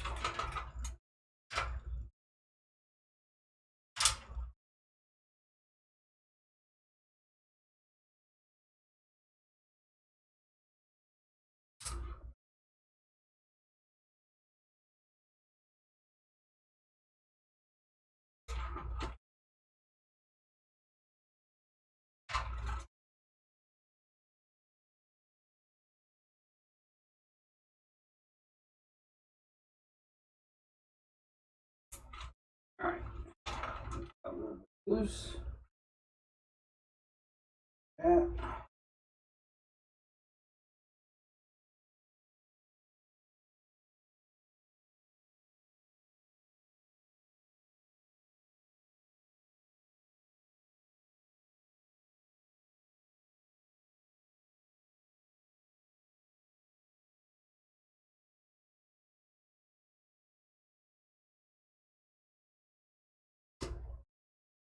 All right, we're done with this. Over there.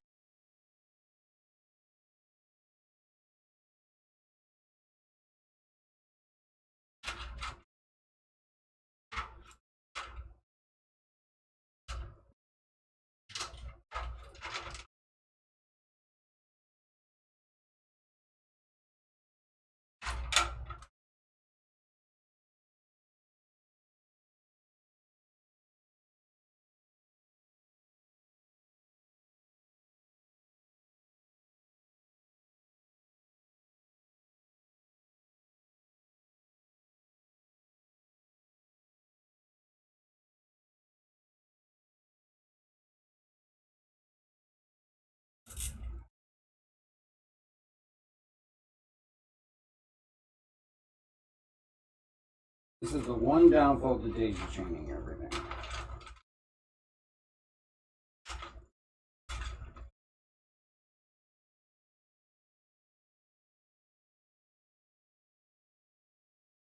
There.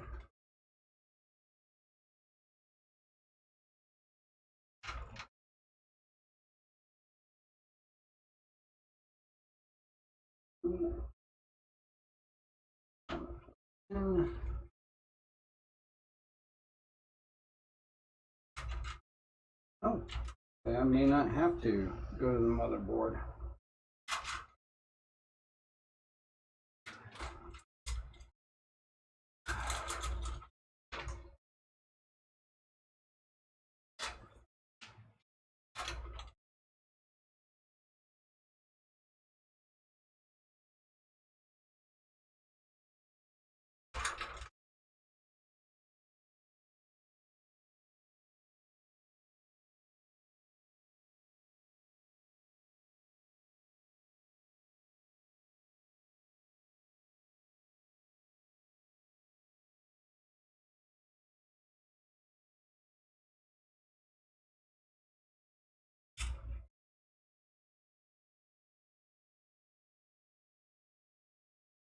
Try to work these bends out of here.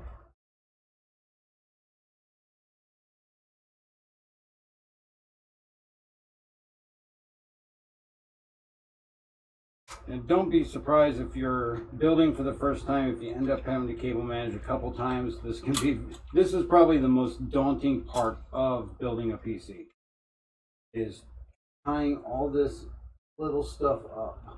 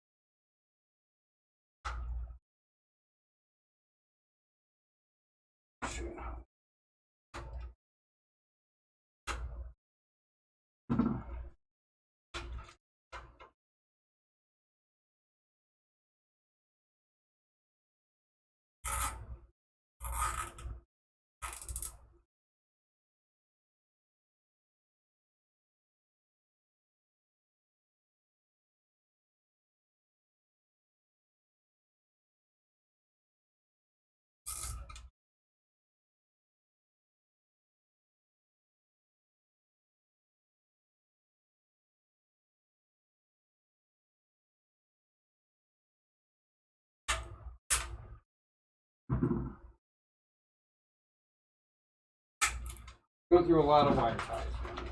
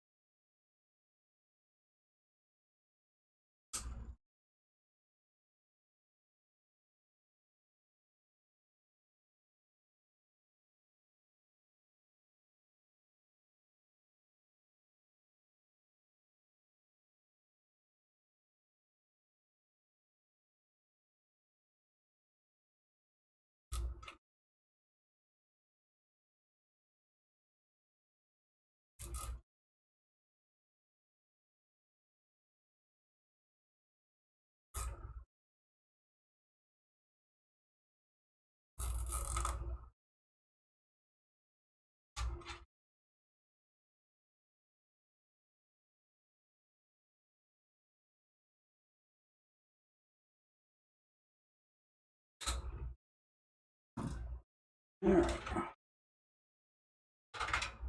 This one's actually going to plug in to here.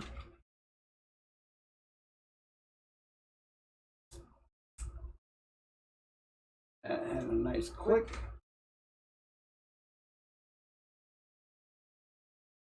Here.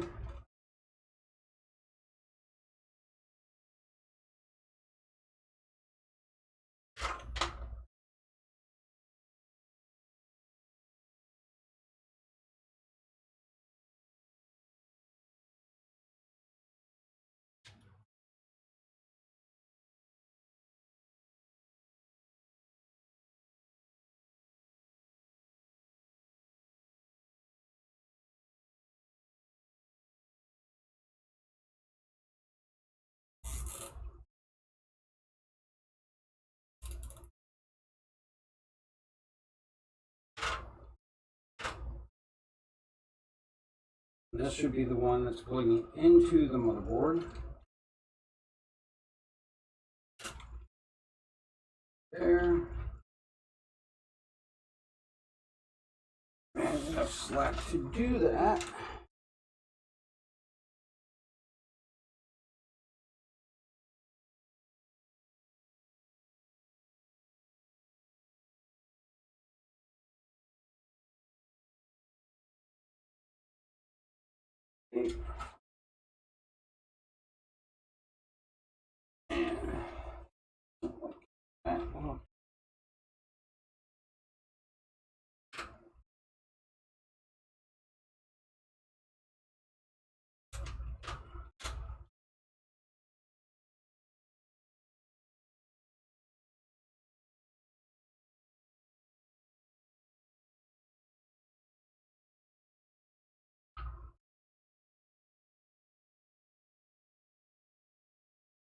This a little bit.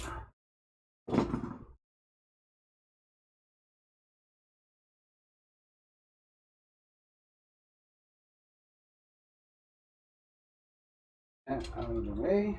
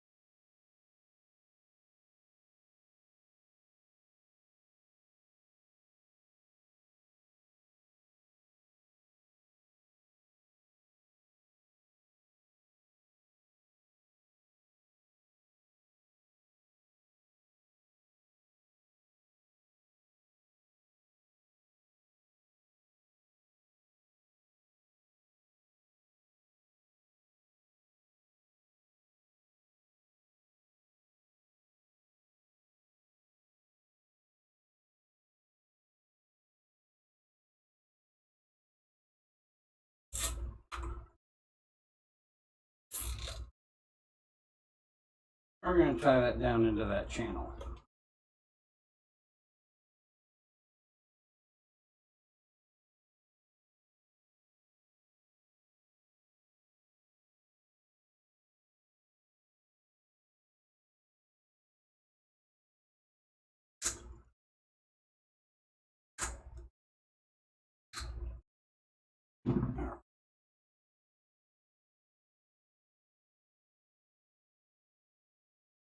Here, we'll mess with it here in a bit. We're going to here.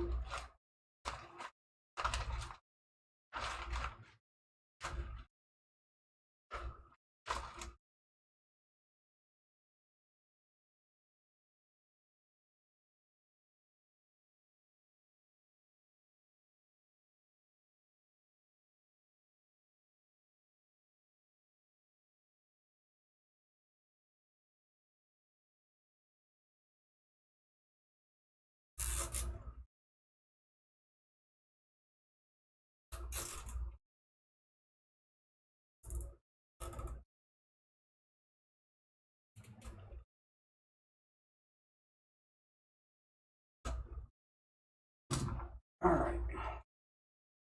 And we're going to incorporate those ones in with our front I/O. So we'll take that little guy off of there.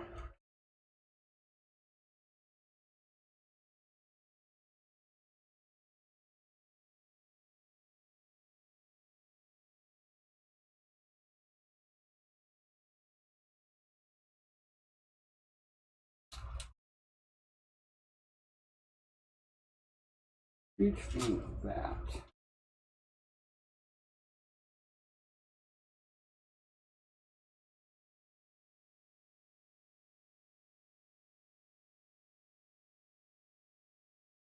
Goes back down under there, and that should help.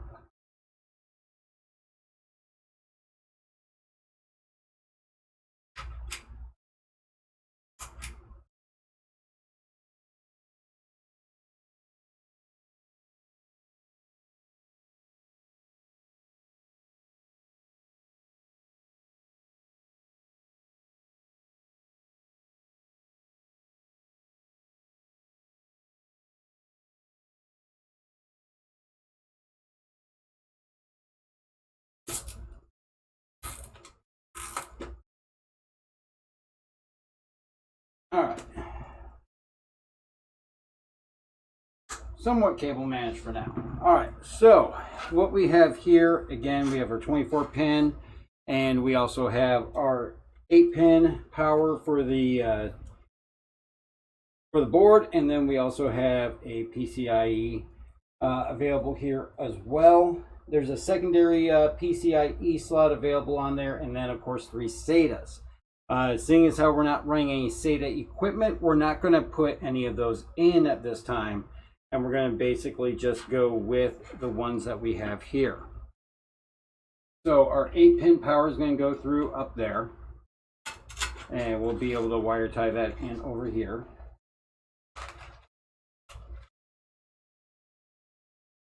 Now, if you were going to do anything like a sleeved extension cables or something like that, you could definitely do so.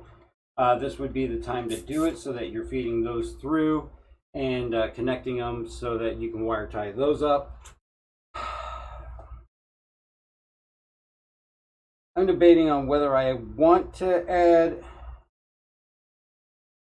the sleeved extensions in. I think I will continue to just build. I really hate that though. But there is a fix you can do for this. So you can actually use some electrical tape to wrap around there to mask that a little bit. Your PCIe for your graphics card is going to have a single one, and then the double is going to have some yellow on it. I'm really debating on whether I want to put the sleeved cable extensions that I have in it.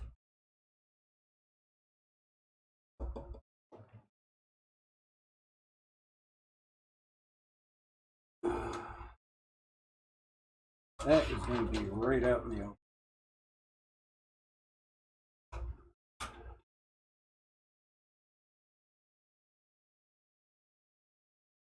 That is going to be very, very visible. Me, preferably, if it was my build, yes, I would probably add them. But seeing as how this is going to be how it's going to be represented on the storefront. You know what? The other downfall of sleeve extension cables, it adds a lot to the cable management.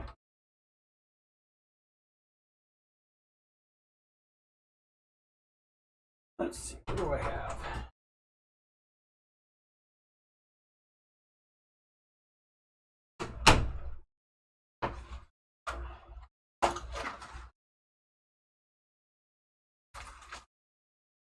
Sleeved extension cables are something that you can add, and they're purely aesthetic, basically for the looks. When you have power supply stuff like what we have here with the red, orange, yellow, and all that, it can somewhat be unsightly. Some people have gone as far as to wrap some electrical tape in it so it's all black. Generally, it's not horrible to do.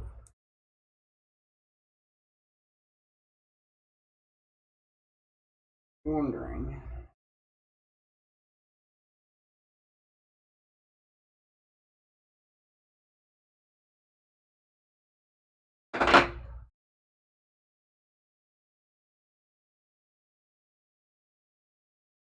Sometimes it can look bad if it's not done right.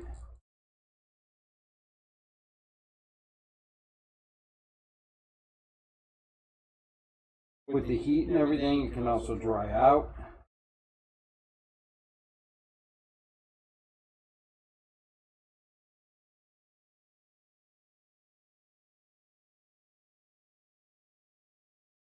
And it doesn't 100% cover everything.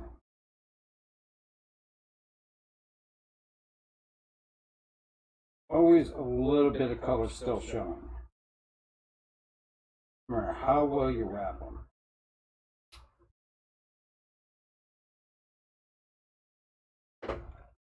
Let's see.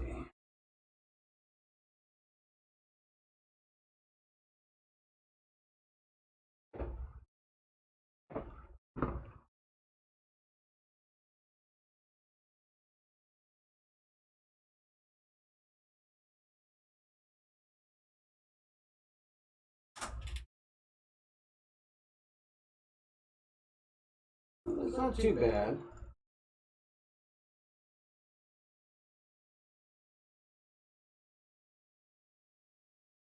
Not exactly perfect, but better.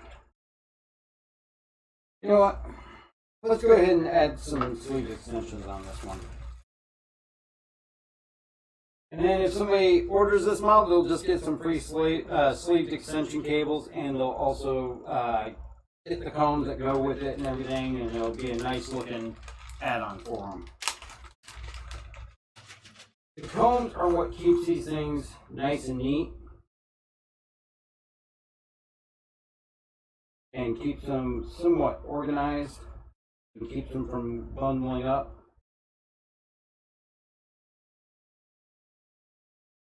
Basically, you just go through and pop each cable into the groove.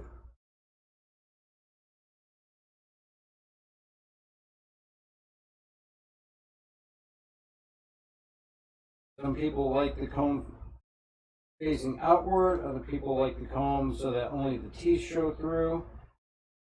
I don't really have a preference. I think with these black and white cables, they'll actually match the aesthetics of the case very well. So we want to show that off, so I'm not going to cover it up with the combs. If I had white combs, I could also mix up the combs so they alternated black and white.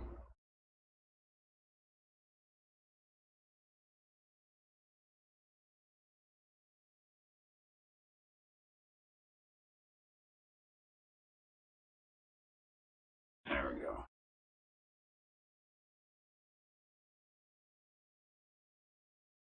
All right. So this there goes aside. We'll have some extras left over on those.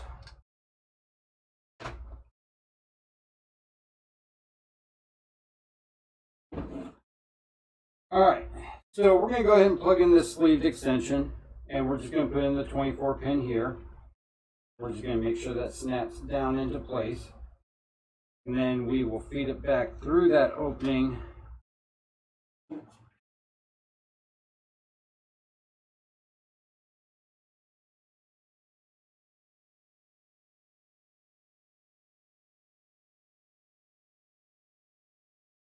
And then our 24 pin is going to plug in just to the back of this. Again, this adds quite a bit on for the cable management. You want to make sure that that clicks in very, very securely. We may have to just move these over so we can run that into that channel there. The other ones that we have, of course, is the 8-pin power, which we'll grab one of those.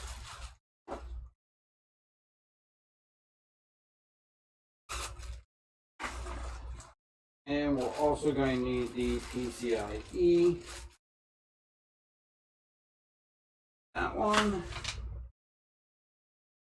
And all we're going to do is we're going to connect those onto here. The other nice thing about these sleeved cable extensions is if you have a 8-pin graphics card, then you don't have to see the pigtail.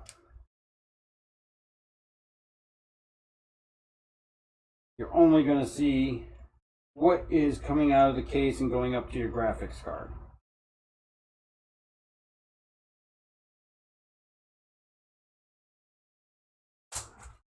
Drop that.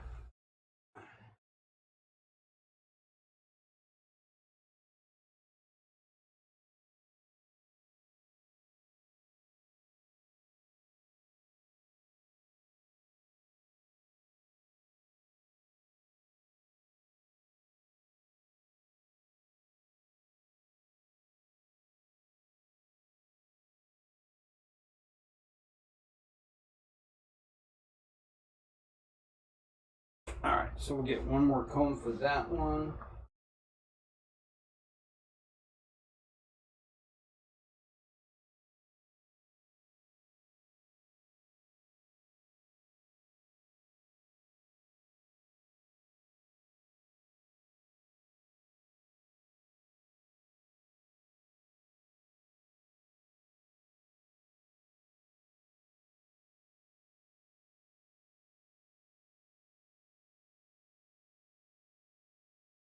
Two combs is usually all you need.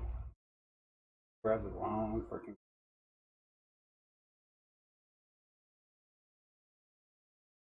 For a GPU.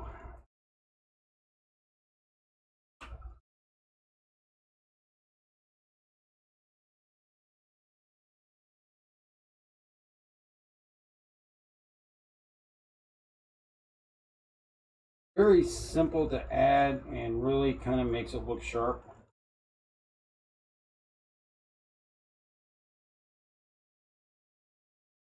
But absolutely by no means is it necessary. All right, so we got that, and let's get our 8-pin. This one.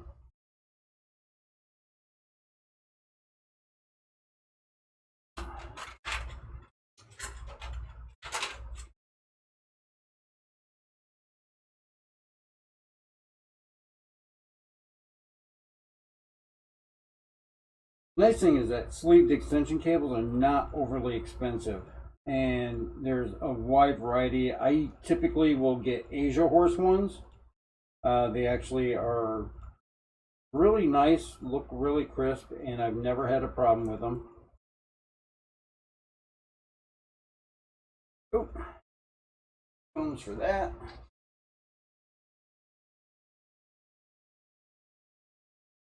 And the Asia horse ones are available right on Amazon.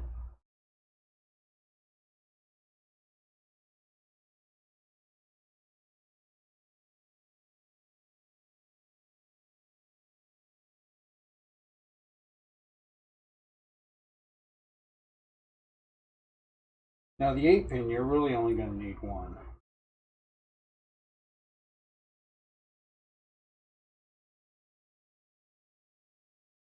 So little of this actually is seen from inside the case.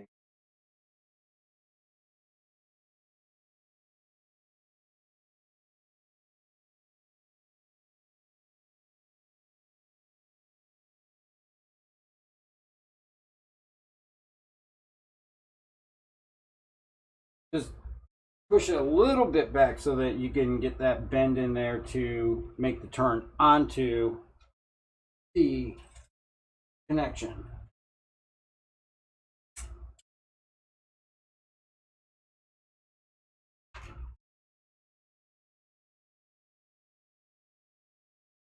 All right.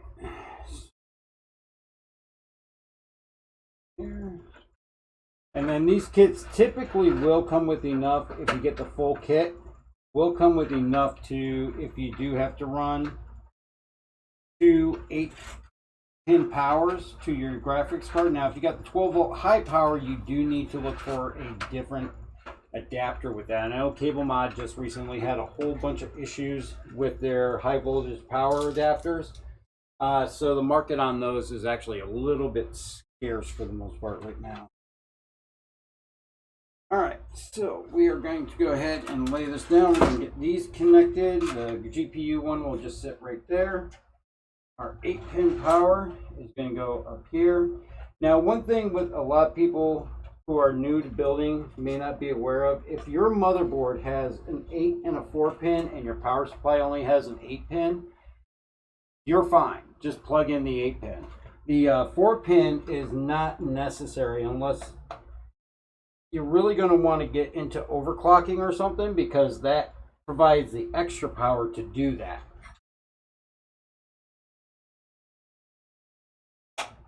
There we go. In there.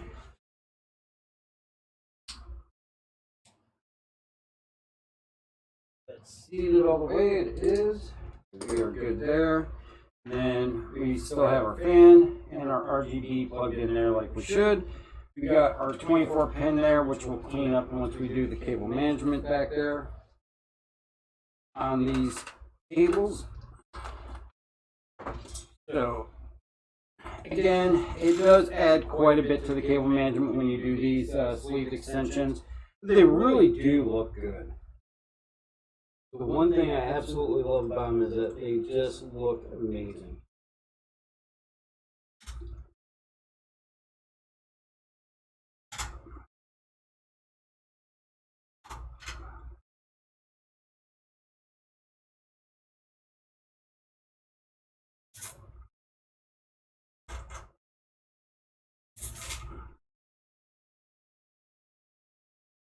Keep a little bit of a bend in there.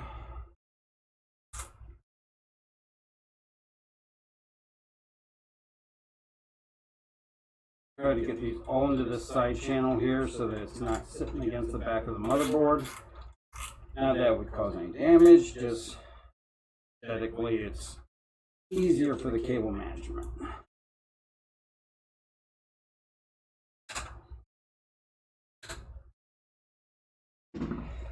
The other thing with these semi-modular power supplies is you will end up having quite a few things that just get tucked in here at the bottom in the basement. The better control you have over them, and the better it is if you end up having to work on them in the future. And definitely I've worked on friends' computers that I have opened up the back case and I wanted to have a heart attack. I've also built my own computers that I've had my own questionable cable management at times. Nice thing is with this case, there's enough area on the side there that we can put that tucked away in there. This one we'll worry about after we get the graphics card in, because we're also going to want to make sure that we pin this one back if need to, and we need to go ahead and get the 24 pin here. I wanted to try and see if I can't get it underneath these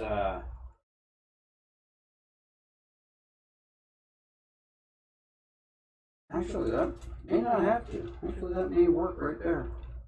There is a tie right there.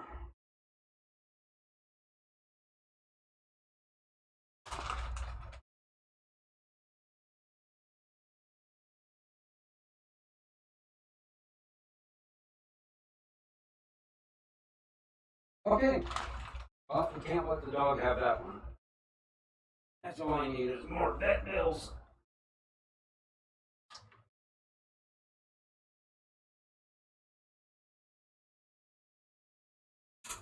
Buck's over in the corner there snoring away. Little does he know he's going to the vet on Monday. He does not like the vet. Loves the cookies I get there, but does not like the interaction with the vet.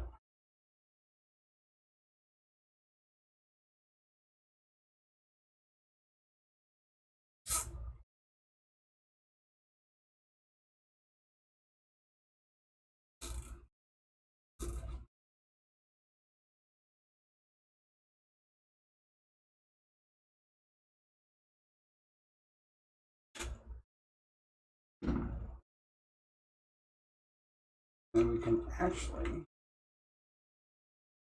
put the rest of that right up like that.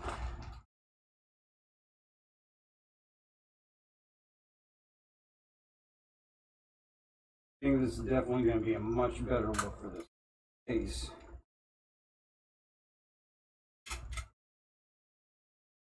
Having those extensions.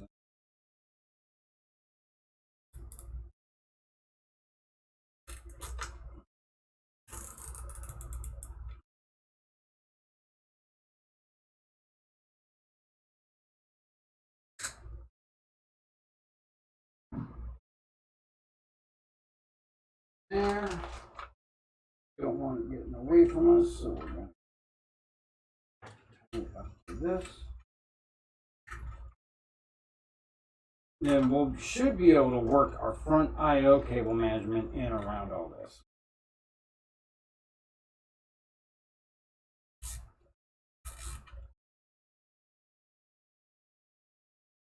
And we won't have too much obstruction through the areas here that we see through into the back of the case from the front.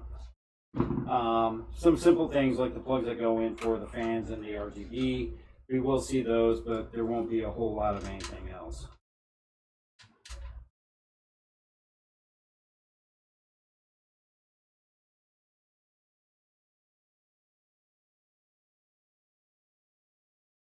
All right, so that leaves us with our front I/O. Now, unlike I was mentioning before, it doesn't look like we've got a universal connection here, so we've got, oh, they at least doubled them up. We don't have any single small ones, so that should be fairly easy. As long as yep, that should be fairly easy. So that's our front panel connections there. We also have our USB and our USB 3. So we're going to need to get those into place. And we'll take a look here on the front, because I haven't looked yet. Where is USB? Should be on the bottom. So we'll probably come up from the basement here and connect the USB and then pull it back. USB should be, that's our system fans. There's our other Wi-Fi, there's our audio. And there we go.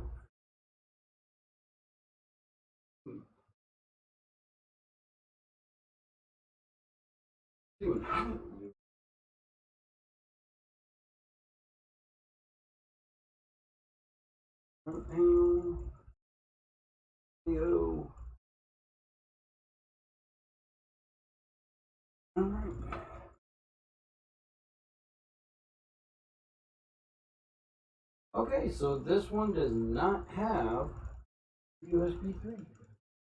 Oh, no, it's sideways. So it's sitting here sideways at 90 degrees, and most motherboards, or a lot of motherboards, you'll actually see it facing up, but it is down here at the bottom, so we'll take that through the bottom hole there. And then we also will have the other ones that come through with the front panel connector, as well as the USB 2.0.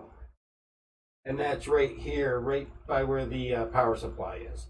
A lot of times you'll actually see those encased in a black casing. These are actually white with open pins, but you just will have to match that up. We'll come up here through the bottom for that as well. All right, let's feed these through.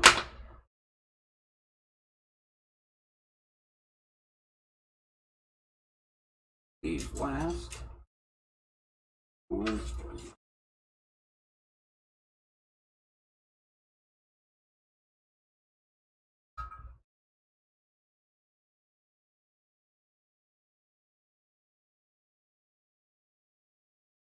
Go under 0.4 pin. This one we're just going to there. These same spot as we took that USB through.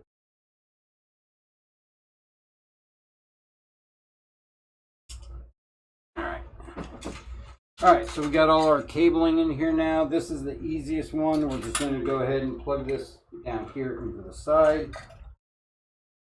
Feed some of that slack back.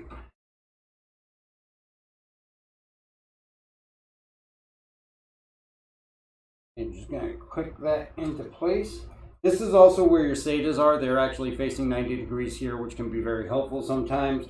But again, we're not setting up any SATA drives or any... Oh, lost the camera.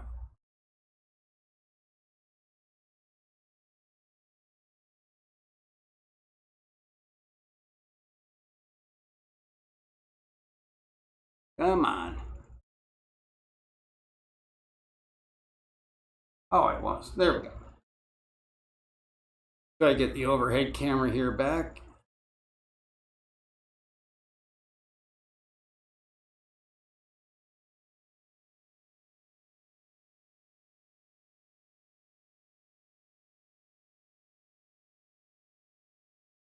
All right, well, we'll get to that here in a second. So you just plug that into that port there.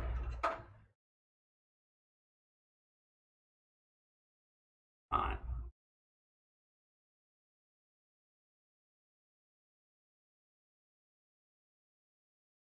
It's powering on.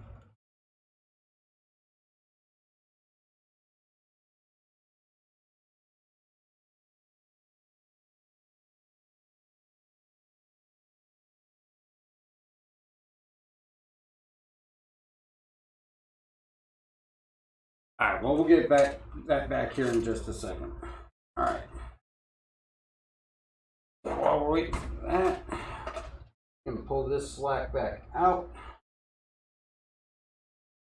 This cable is very thick and it doesn't like making 90-degree turns. So I think in this case, we might be better off coming up from the basement. That'll give us a little bit less of aggressive of a turn. And we'll be able to better manage the slack.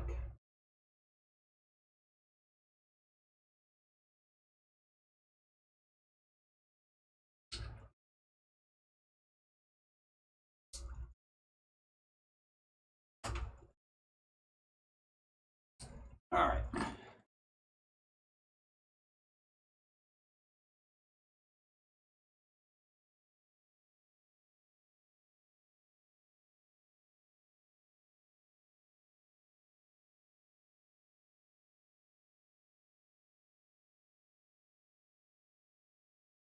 Come on. I probably forgot to turn off the heat ring. There we go. All right. So what we did was we actually did was brought it up from under the basement here to make this turn, because in this opening here it was just way too sharp, and definitely cable did not like making that turn. All right, so our USB again is going to be right down here. Pull this back a little bit, you guys might be able to see it. So it's going to be these white plugs here. You can see you got USB 1 and USB 2. This motherboard obviously has 2 USB that it can support. And you just look at the pinning on here. You've got one missing out of there, and you just match it up with what you got down there.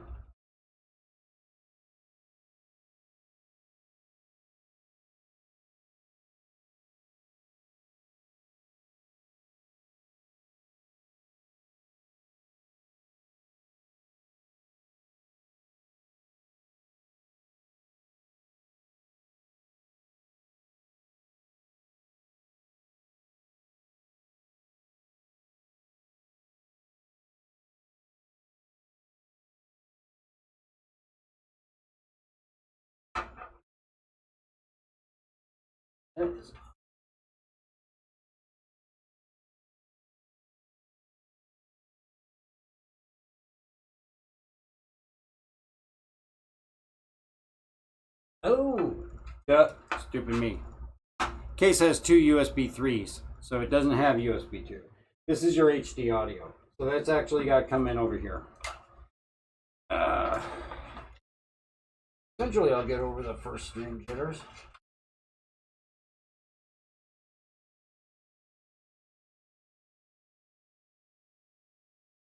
So for the HD audio, I'm going to go through the other opening. One big thing we want to make sure that we do is we route around all this stuff here. Easiest thing is go behind the power supply and up by that. And actually, I think I'm going to go under the GPU as well.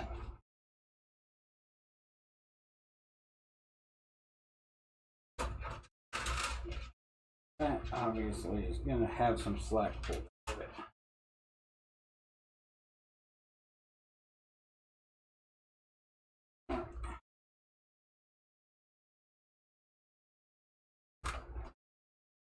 Oh, dang it.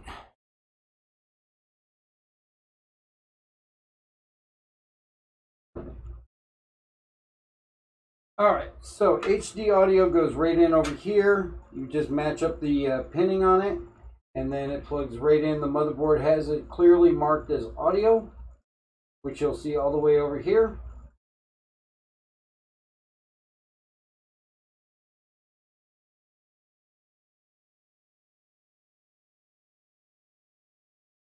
Just seat that all the way in, and that is good to go. In cases that you have USB 2 on the case, you will have to plug into one of those two ports over there. All right, that leaves us our front I/O, which is going to be these 3 wires here. Move that out of the way, and those are going to go over here. Now, every motherboard actually has a diagram on the motherboard of what pins go where. If you're new to this, definitely use that or refer to the owner's manual. Me, I'm old, so I always take a snapshot to follow along just in case anything is different. So we got power LED on top, and these are actually labeled as well too. See, that's reset switch, power switch, so this should be HDD. So our HDD is on the bottom, and plus on the left and minus on the right. And the one with the stripe on it is your negative. So if there's no negative or positive marked on the item, go with the one that has the stripe on the insulation.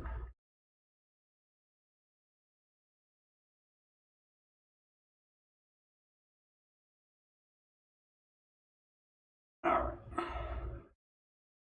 And that's our power, so that goes on top, positive to the right.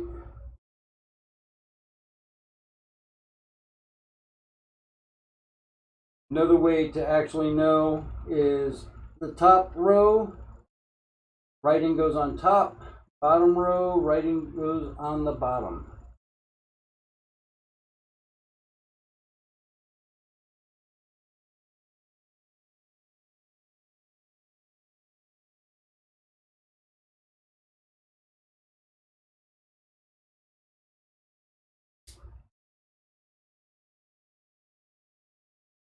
I did not put that on right there. There we go, now it's on right. All right, and then our reset switch goes right below the power.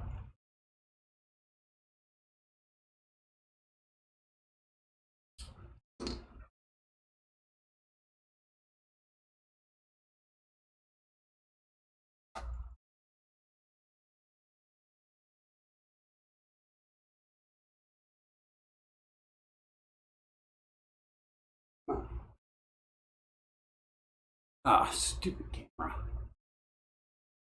Sorry for the camera issues.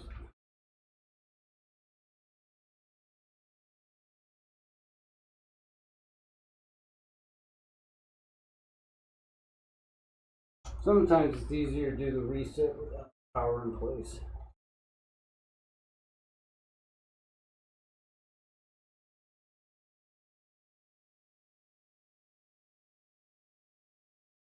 All right, so that is in place now.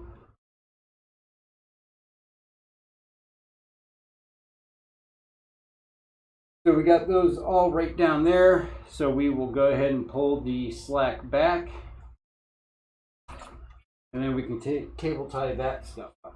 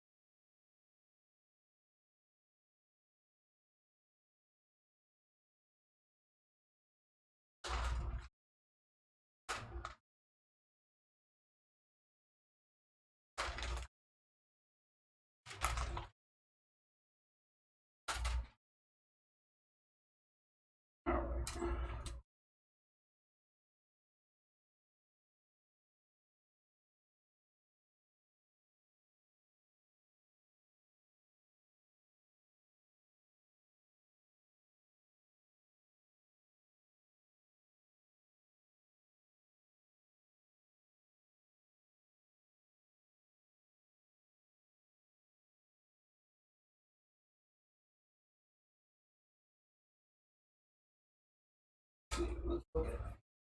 Make sure I don't cover up any holes that I need.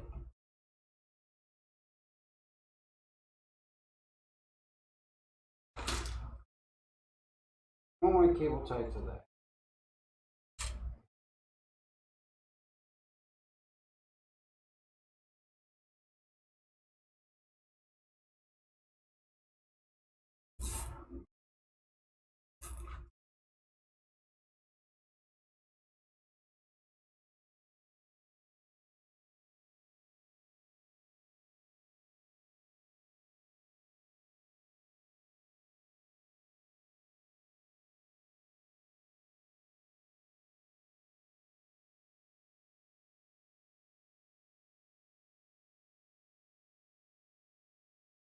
We'll probably just do right.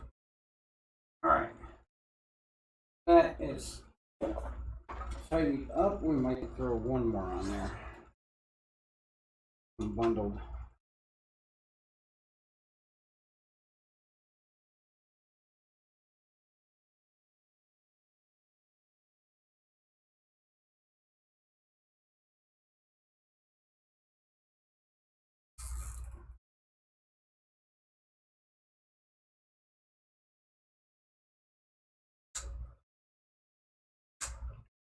All right.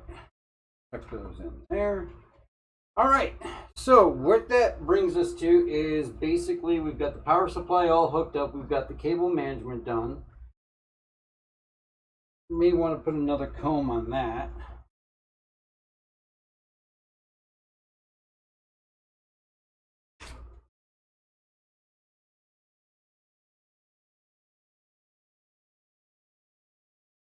Hang on, we're gonna fix this comb.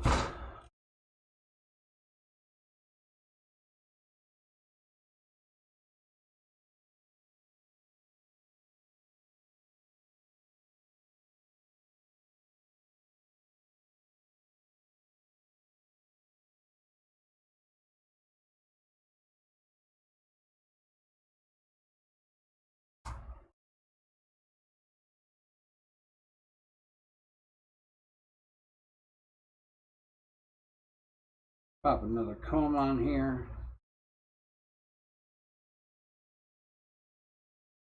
Believe me, in these packs of sleeve cables, they give you more than enough combs to make it look good.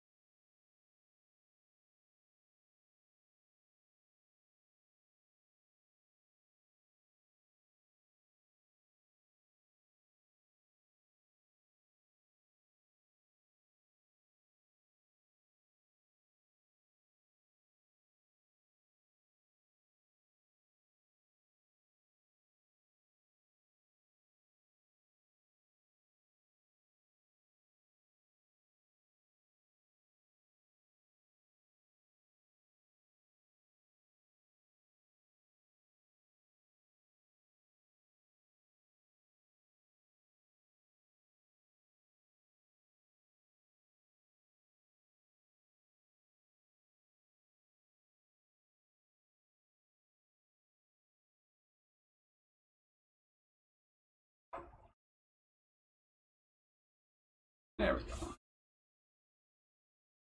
Now that looks better. Okay, now that looks way better. All right, so that brings us to the graphics card. And again, what we have here is an AMD Radeon RX 7600 XT. This is the Asus Dual. It's a 2-fan card, which should be perfectly fine for this case and this build.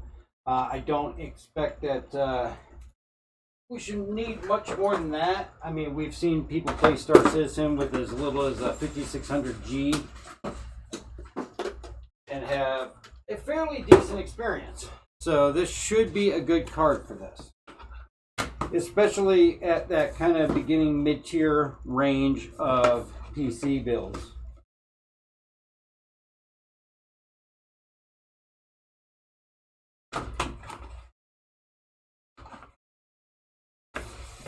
Definitely know how to pack it tight.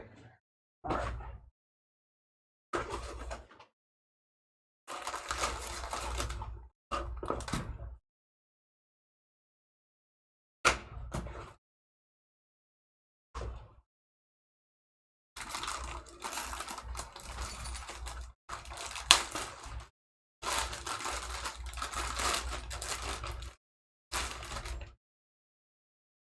All right. Oh, yes, it will.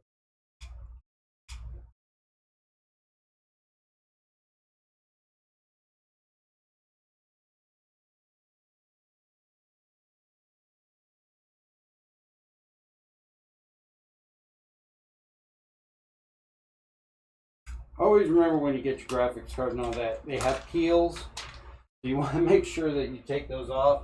Many times I've actually worked on a system and found out that the person that put it in did not realize they had to peel all the plastic off. And it can definitely possibly cause issues.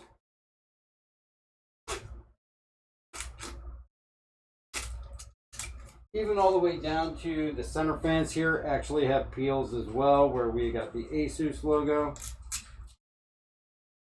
For those that are peel fanatics, this will definitely suit you. There's even a peel on the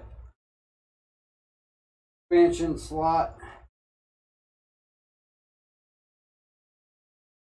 And I hear Baxter walking around, which means he probably needs to go to the bathroom. So before we get this in here, let me go take him out and we will be right back.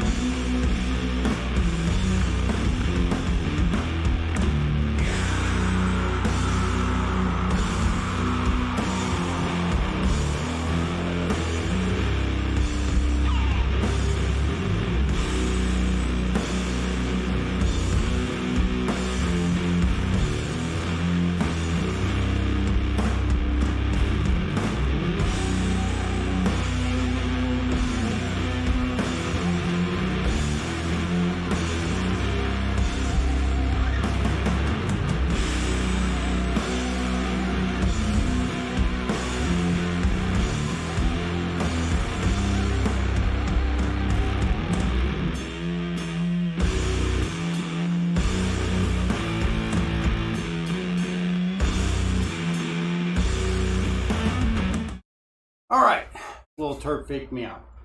All right, so let's go ahead and we'll get this in here. Again, this has a built-in GPU bracket, so that may or may not reach this 2-fan card. What we're going to do is we are going to go ahead and loosen up the back here so we can take out the necessary expansion slots and put this in.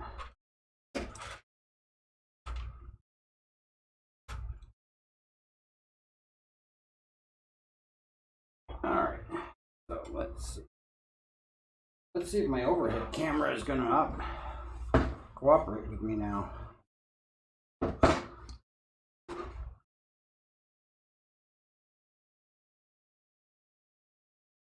Hopefully it'll last. Come on.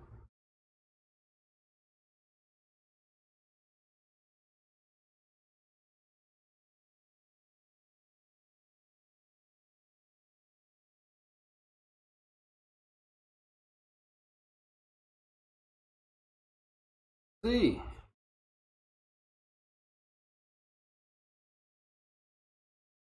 Okay, so apparently not. OBS causing the issue.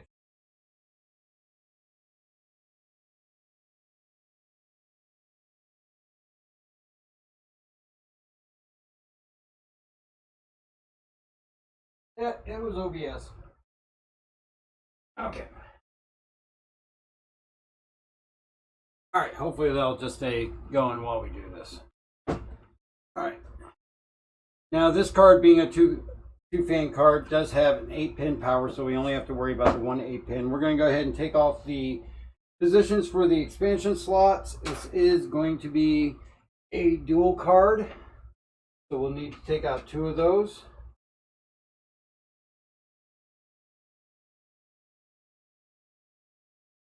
Now the other thing that you can do while you're doing this, if you want to add anything like a Wi-Fi card or anything like that, because this motherboard does not have Wi-Fi, this would be the time that you would want to add it into the lower slot.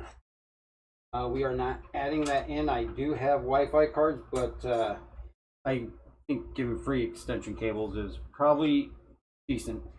All right, so we're going to take the sleeve off the pins. Everything looks good on that. And we're going to go ahead and just slide it in here and slot it in.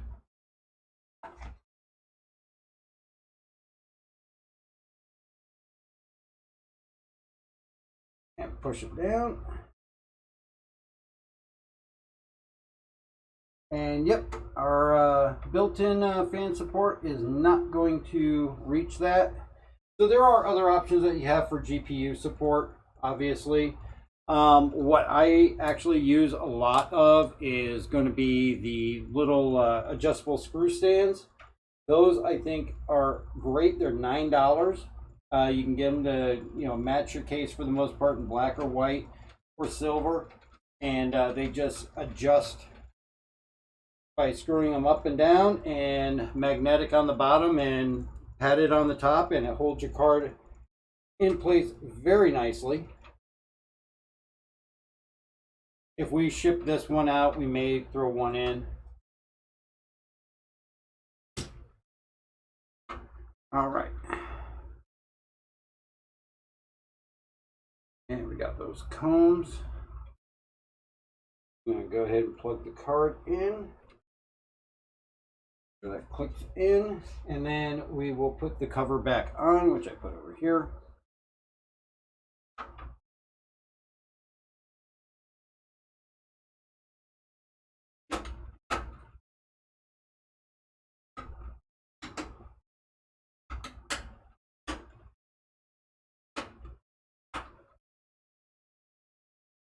Come on, there it goes.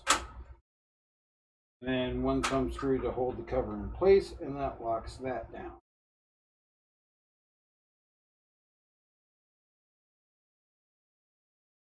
That up. And card is in. We can go ahead and feed back that PCIe cable, and then we can just cable manage that up, and that's the last bit of cable management we really have to worry about.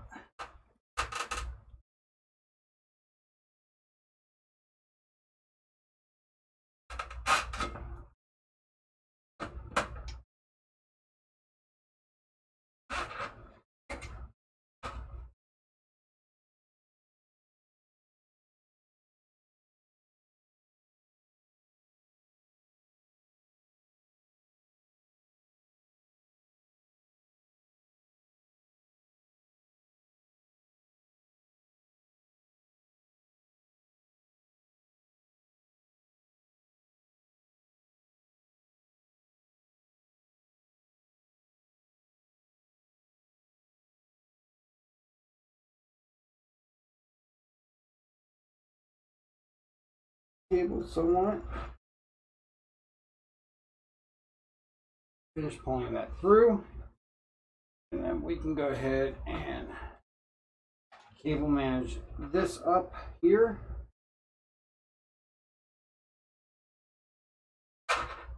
And sometimes you still end up having to undo things to reroute your stuff.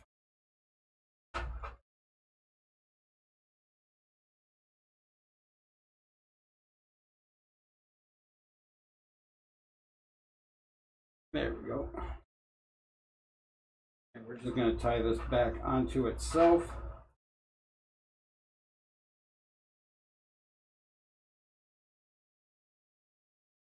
Then we'll just put it right in the basement.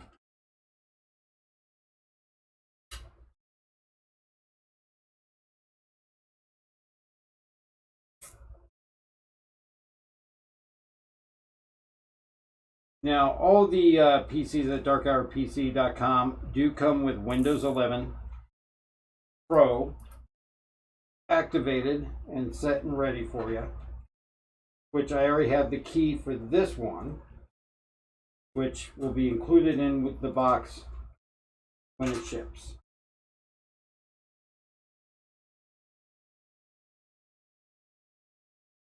All right, and there's our cable management all finished up. Please no bulge.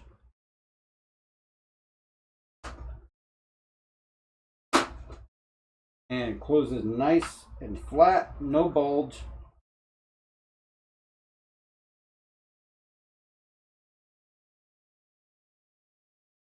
H3, what's going on? Good to see ya. Yay for audio.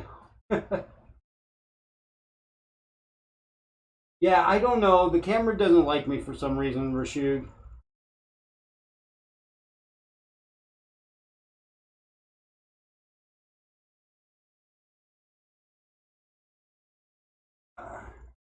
You like the smell of burning plastic in the evening.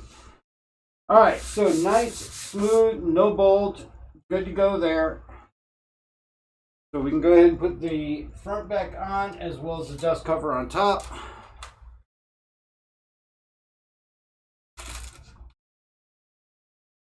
And again, this is the front panel. The nice thing I like about this case, again, is this front panel and the fact that it has the adjustable airflow just by shifting this up or down. And you can open or close the airflow as you need to. And it's not a huge amount, but it's a little bit to improve it. And it's just a little push button on the bottom here.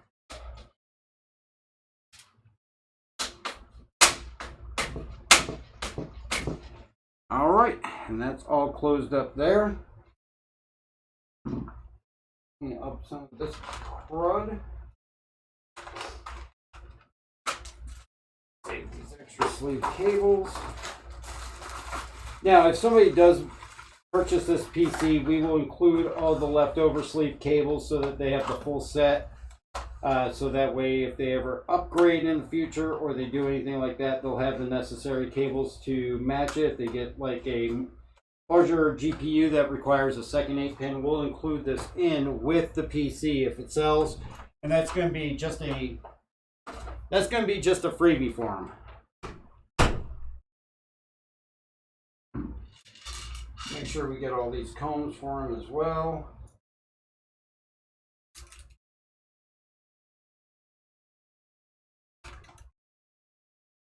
Again, all the boxes for all the components will ship so that if there's ever a need for an RMA or anything like that, they can definitely take advantage of it.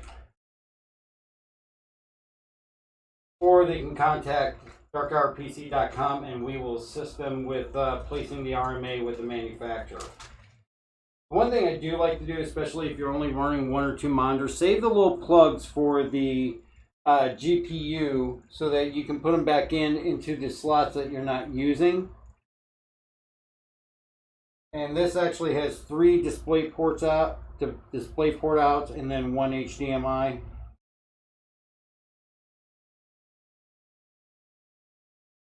So we'll include the extra plugs for that as well for them.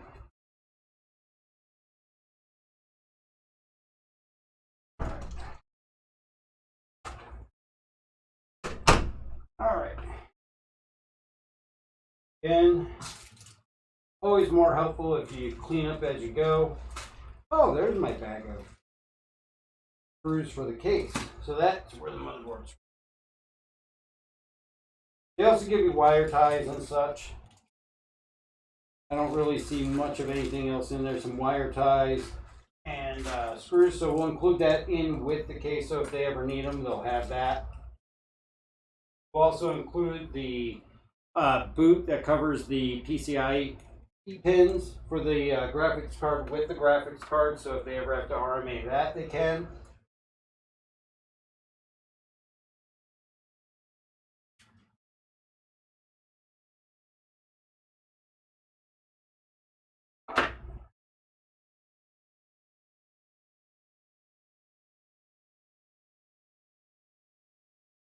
All right. This trash. The only boxes that won't be included are the fans. You know, for the fans that they're actually Thermalright ARGB fans. There's 3 to a pack and they're $13. They're 1550 RPMs. And honest with you, I mean, if you're trying to do a budget build or something like that, it is not a bad fan to go with. I actually used it in my build in my office where I work from home with, and they're a little louder than some fans, but they are not the loudest. Honestly, it's not even that distracting. Actually, not distracting at all. So definitely, if you're trying to do a budget build or something like that, you can get some decent fans for very low cost. All right, so let's see. I'm gonna lose the chat here in a second here because we're gonna plug this spare monitor I have in so we can see if we get a post. It's always the most scary part. Let's get a HDMI cable.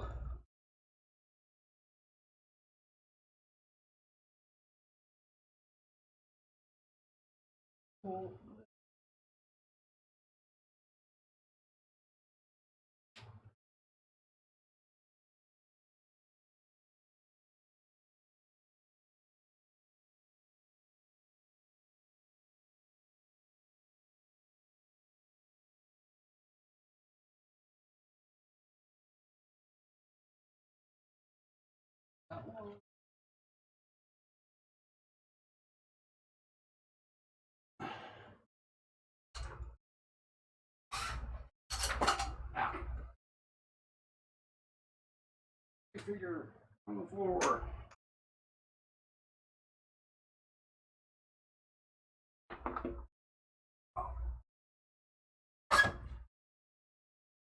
Not just computer parts I drop. Anime figures.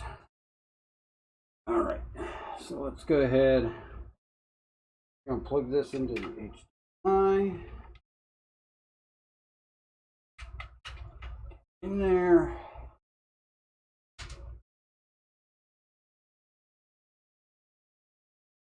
And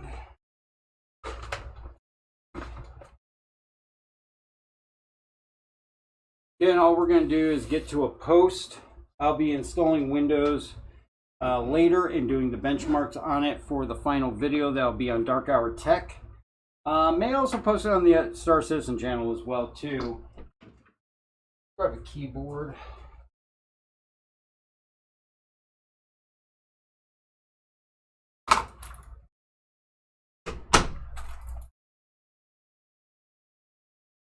Magical closet of holding.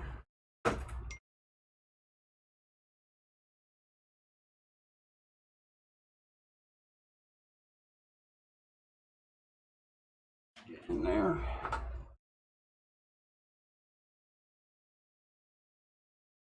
This may or may not pick up a wireless mouse. Sometimes on the BIOS it does.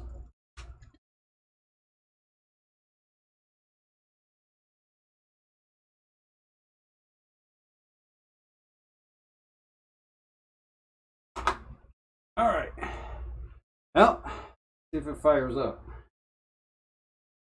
Oh, Probably help if I turn the power supply on. We've got fans. No RGB yet.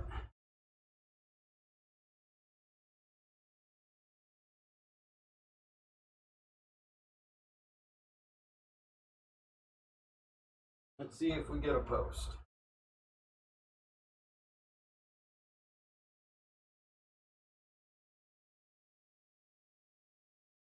There's our RGB.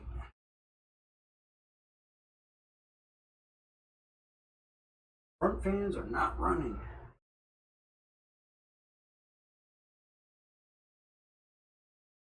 Downfall to cable management. Sometimes you unplug something you shouldn't have.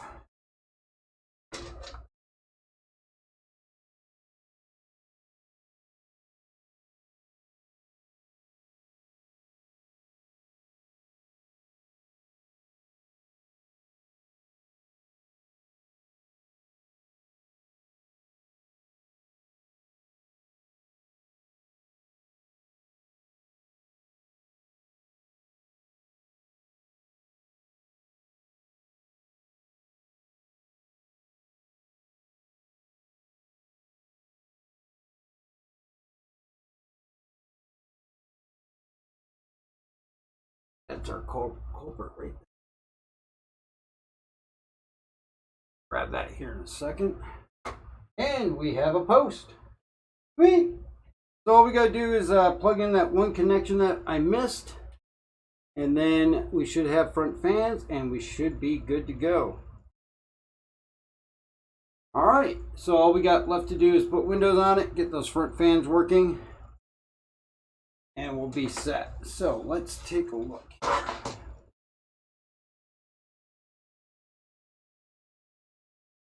Where something is unplugged. I think it's this little guy right here.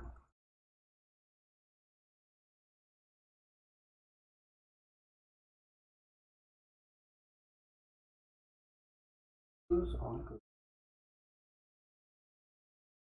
here? It's that guy right there. Let's take that one wire tie off.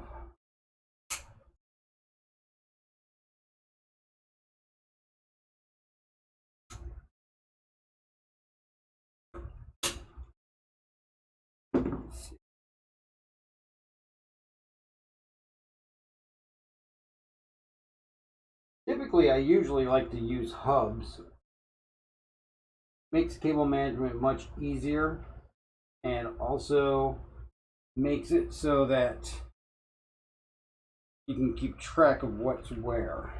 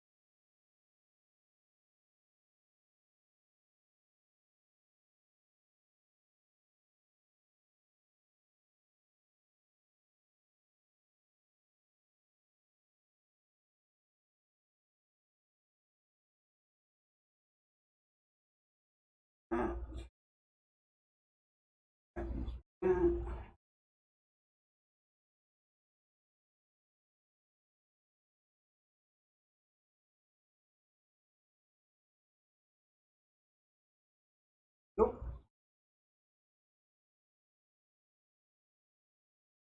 Okay. All right. Well, a little more pinpointing down on this. We got 2 and 3.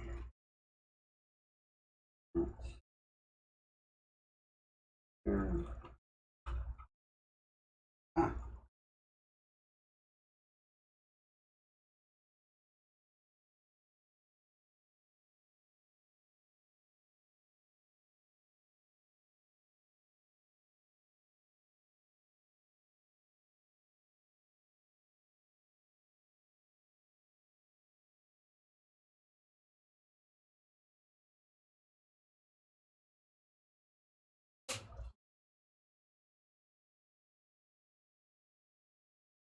There we go. Now we have all fans. Let's see if we get all RGBs. May have actually made the same mistake on the RGB.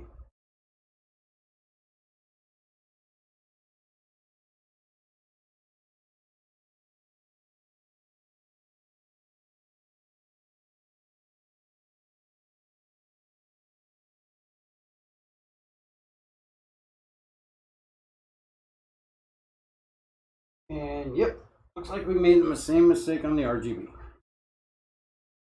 We'll take a look at that.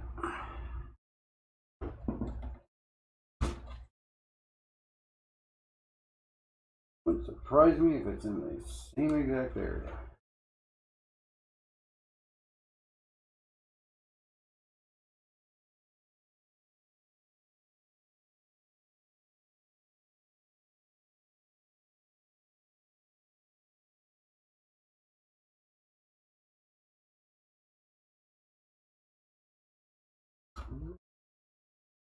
There.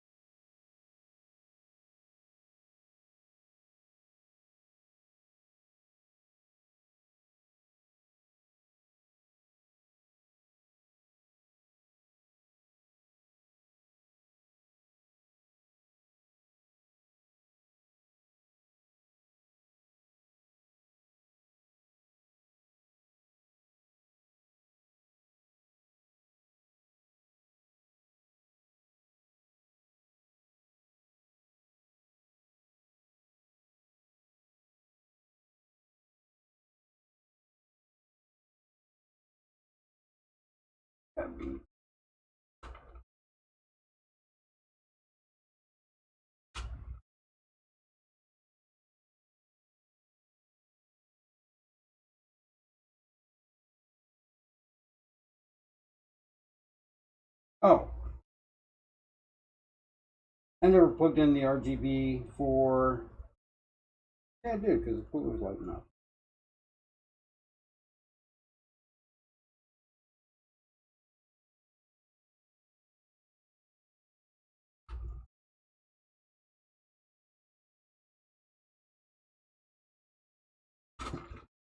A little easier.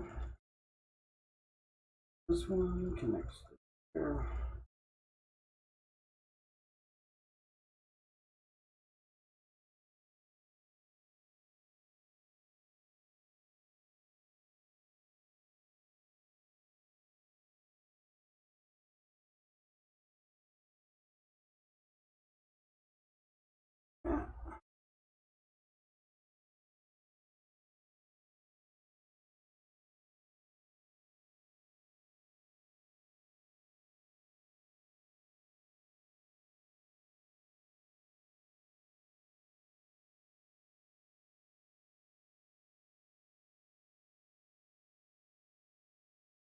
Let's see what we get now.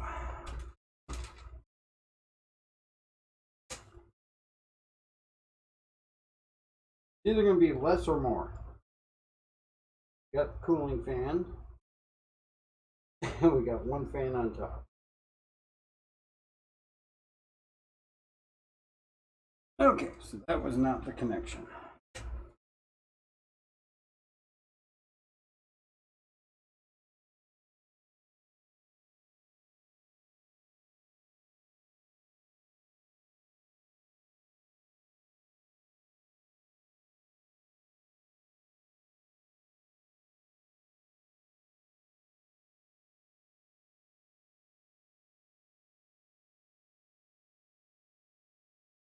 Downfall to RGB. That's a real pain in the ass sometimes. Cool. Oh, well, that might be the problem.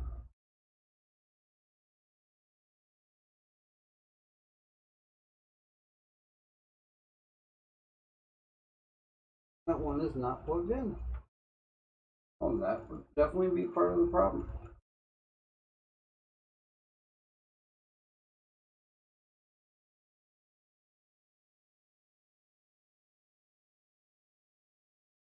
Black out, because I think this was the one we were supposed to put in the bottom.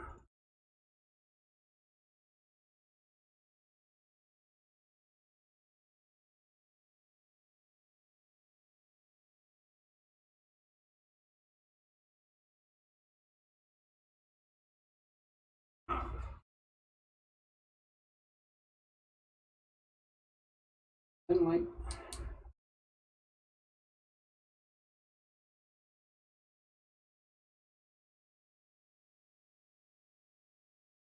Okay. Gonna need a little slack.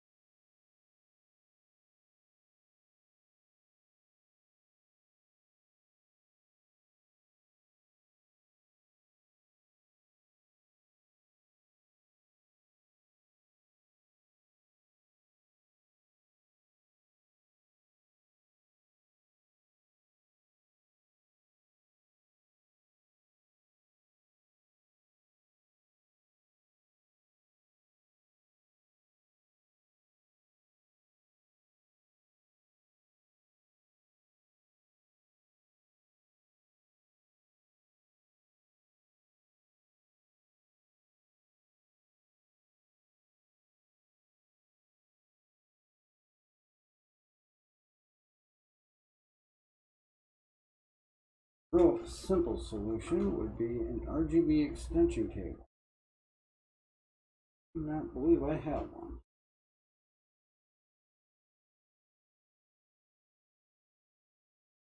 But I have wires.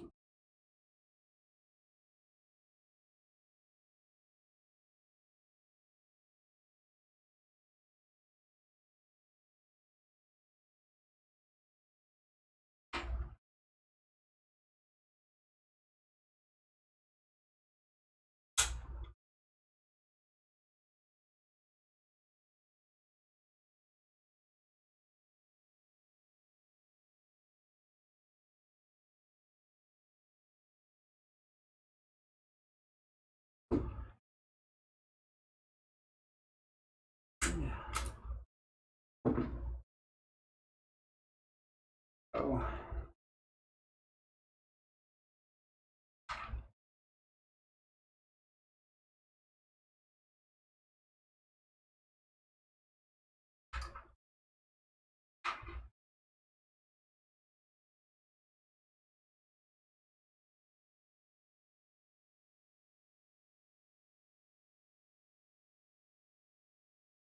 And comes the tricky part.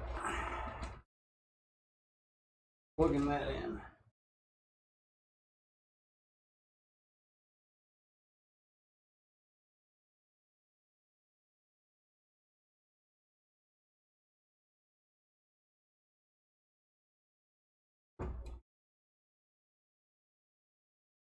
One second.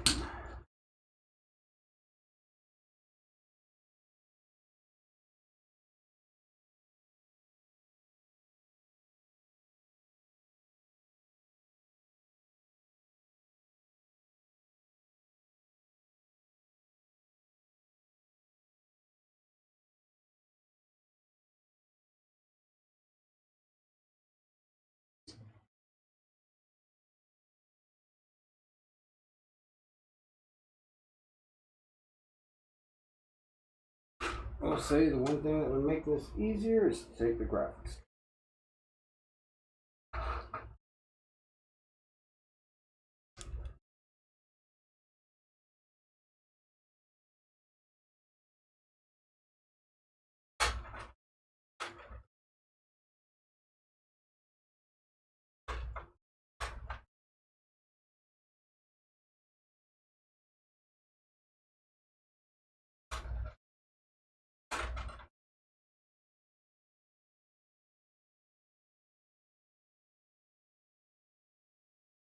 And definitely understand why some people don't like messing with RGB. I think it looks good, but yeah, it can definitely be a pain. Come on, release. There we go. All right.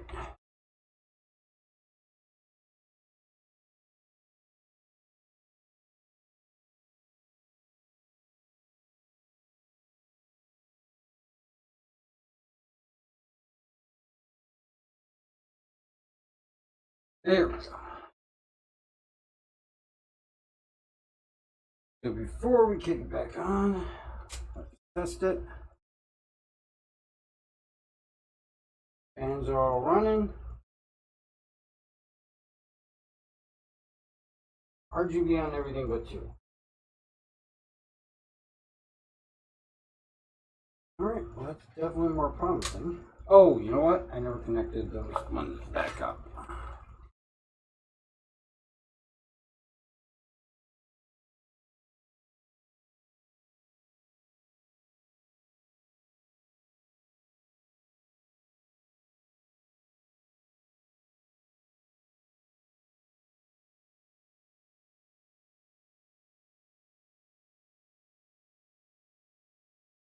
Oops. 1, 2.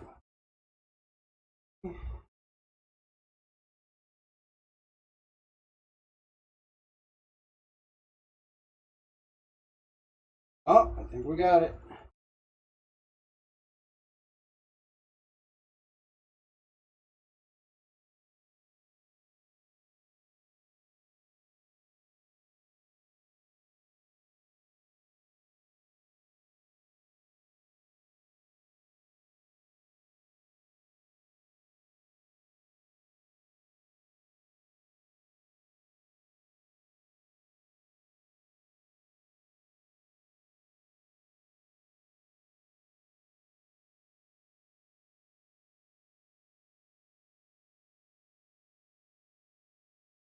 One bent pin. And we've got our RGB. And everything is lit up. Alright.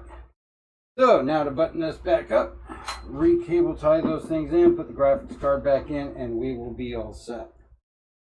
But those are the kinds of things that can happen when you mess around with the RGB and everything. Unfortunately, it's never a perfect science. And that is why a lot of people don't like messing with it.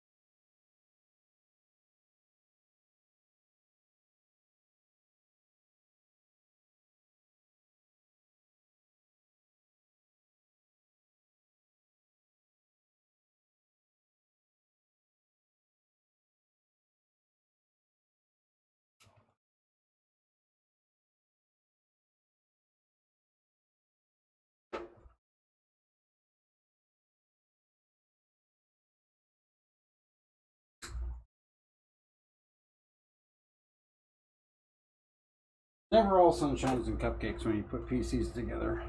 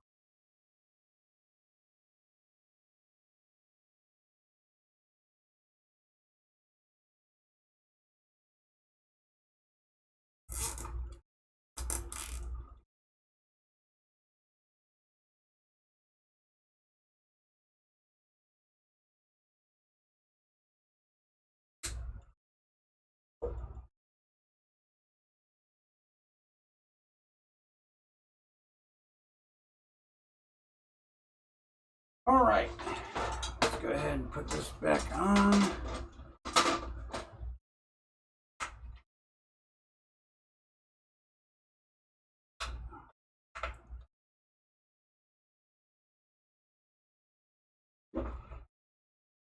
And the front cover.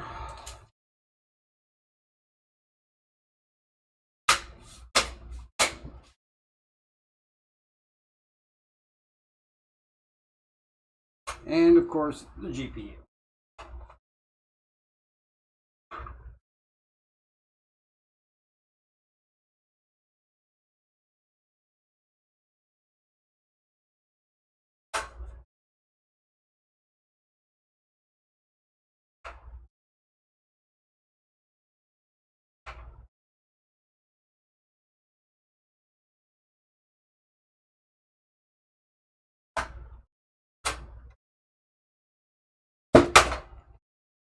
Go drop your shit.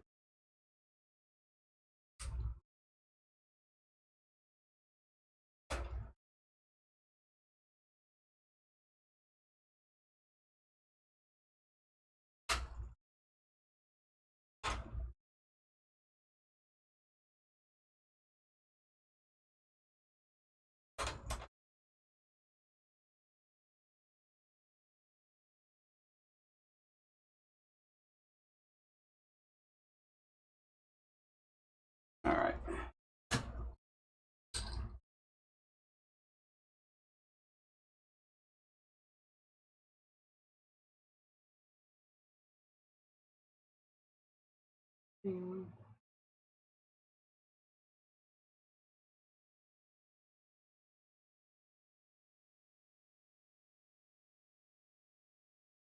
All right, final test.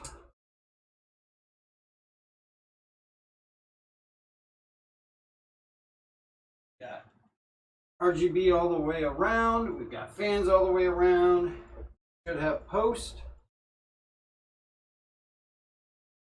Got keyboard lights.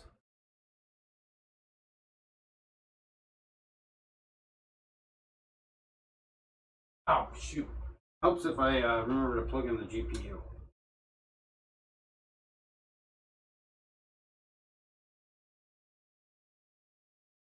That is a very important step. Try this again.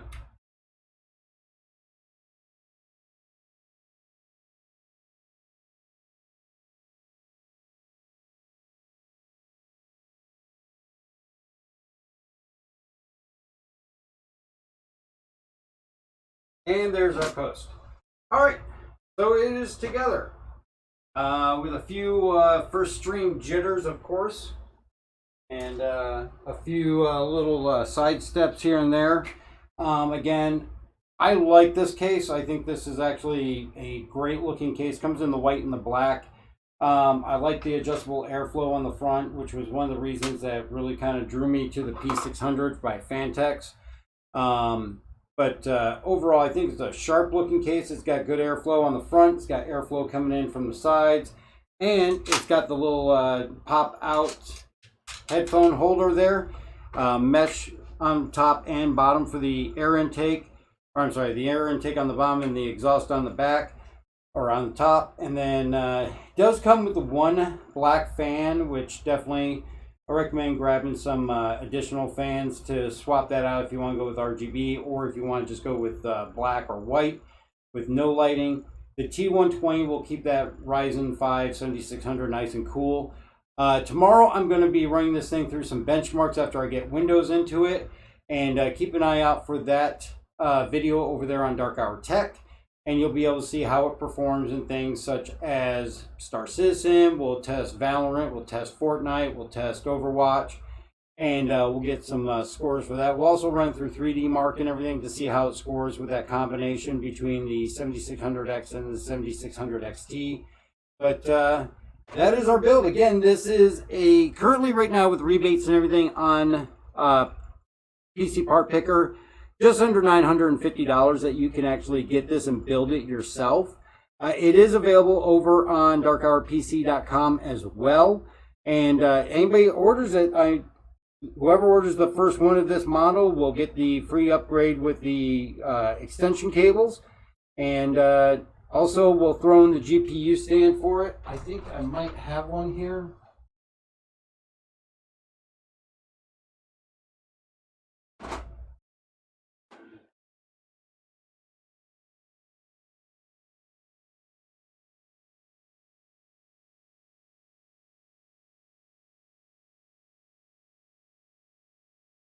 I'm pretty sure I have one in the closet here somewhere. It's a silver one. Basically, will sit just between. Actually, that may even be too low for that kind of stand. We may not be able to throw a free GPU stand in.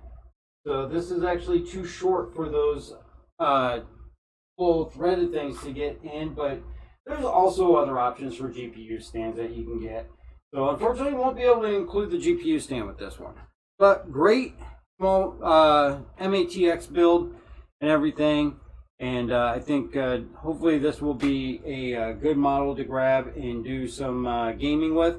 But keep an eye out for that video and those benchmarks, and hopefully you'll join us in the future for some more builds that we'll do. Anybody that orders off of darkhourpc.com can choose to get it built on a stream, built on a video, whatever they prefer to do, and see how that process goes in building it and everything. But I want to say thank you guys for being here and enduring through my first stream building a PC. Hopefully it'll be a little bit smoother as we go on and get a little bit more experience with that. But thank you very much, and hopefully everybody will have a great night. We're going to go ahead and we're going to do the peel on the glass.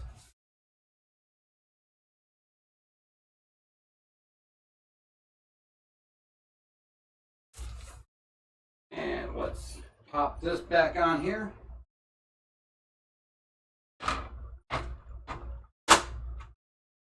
Just snaps right into place and absolutely looks amazing. All right, well, you guys have a good night. Thanks again for joining us, and hopefully we will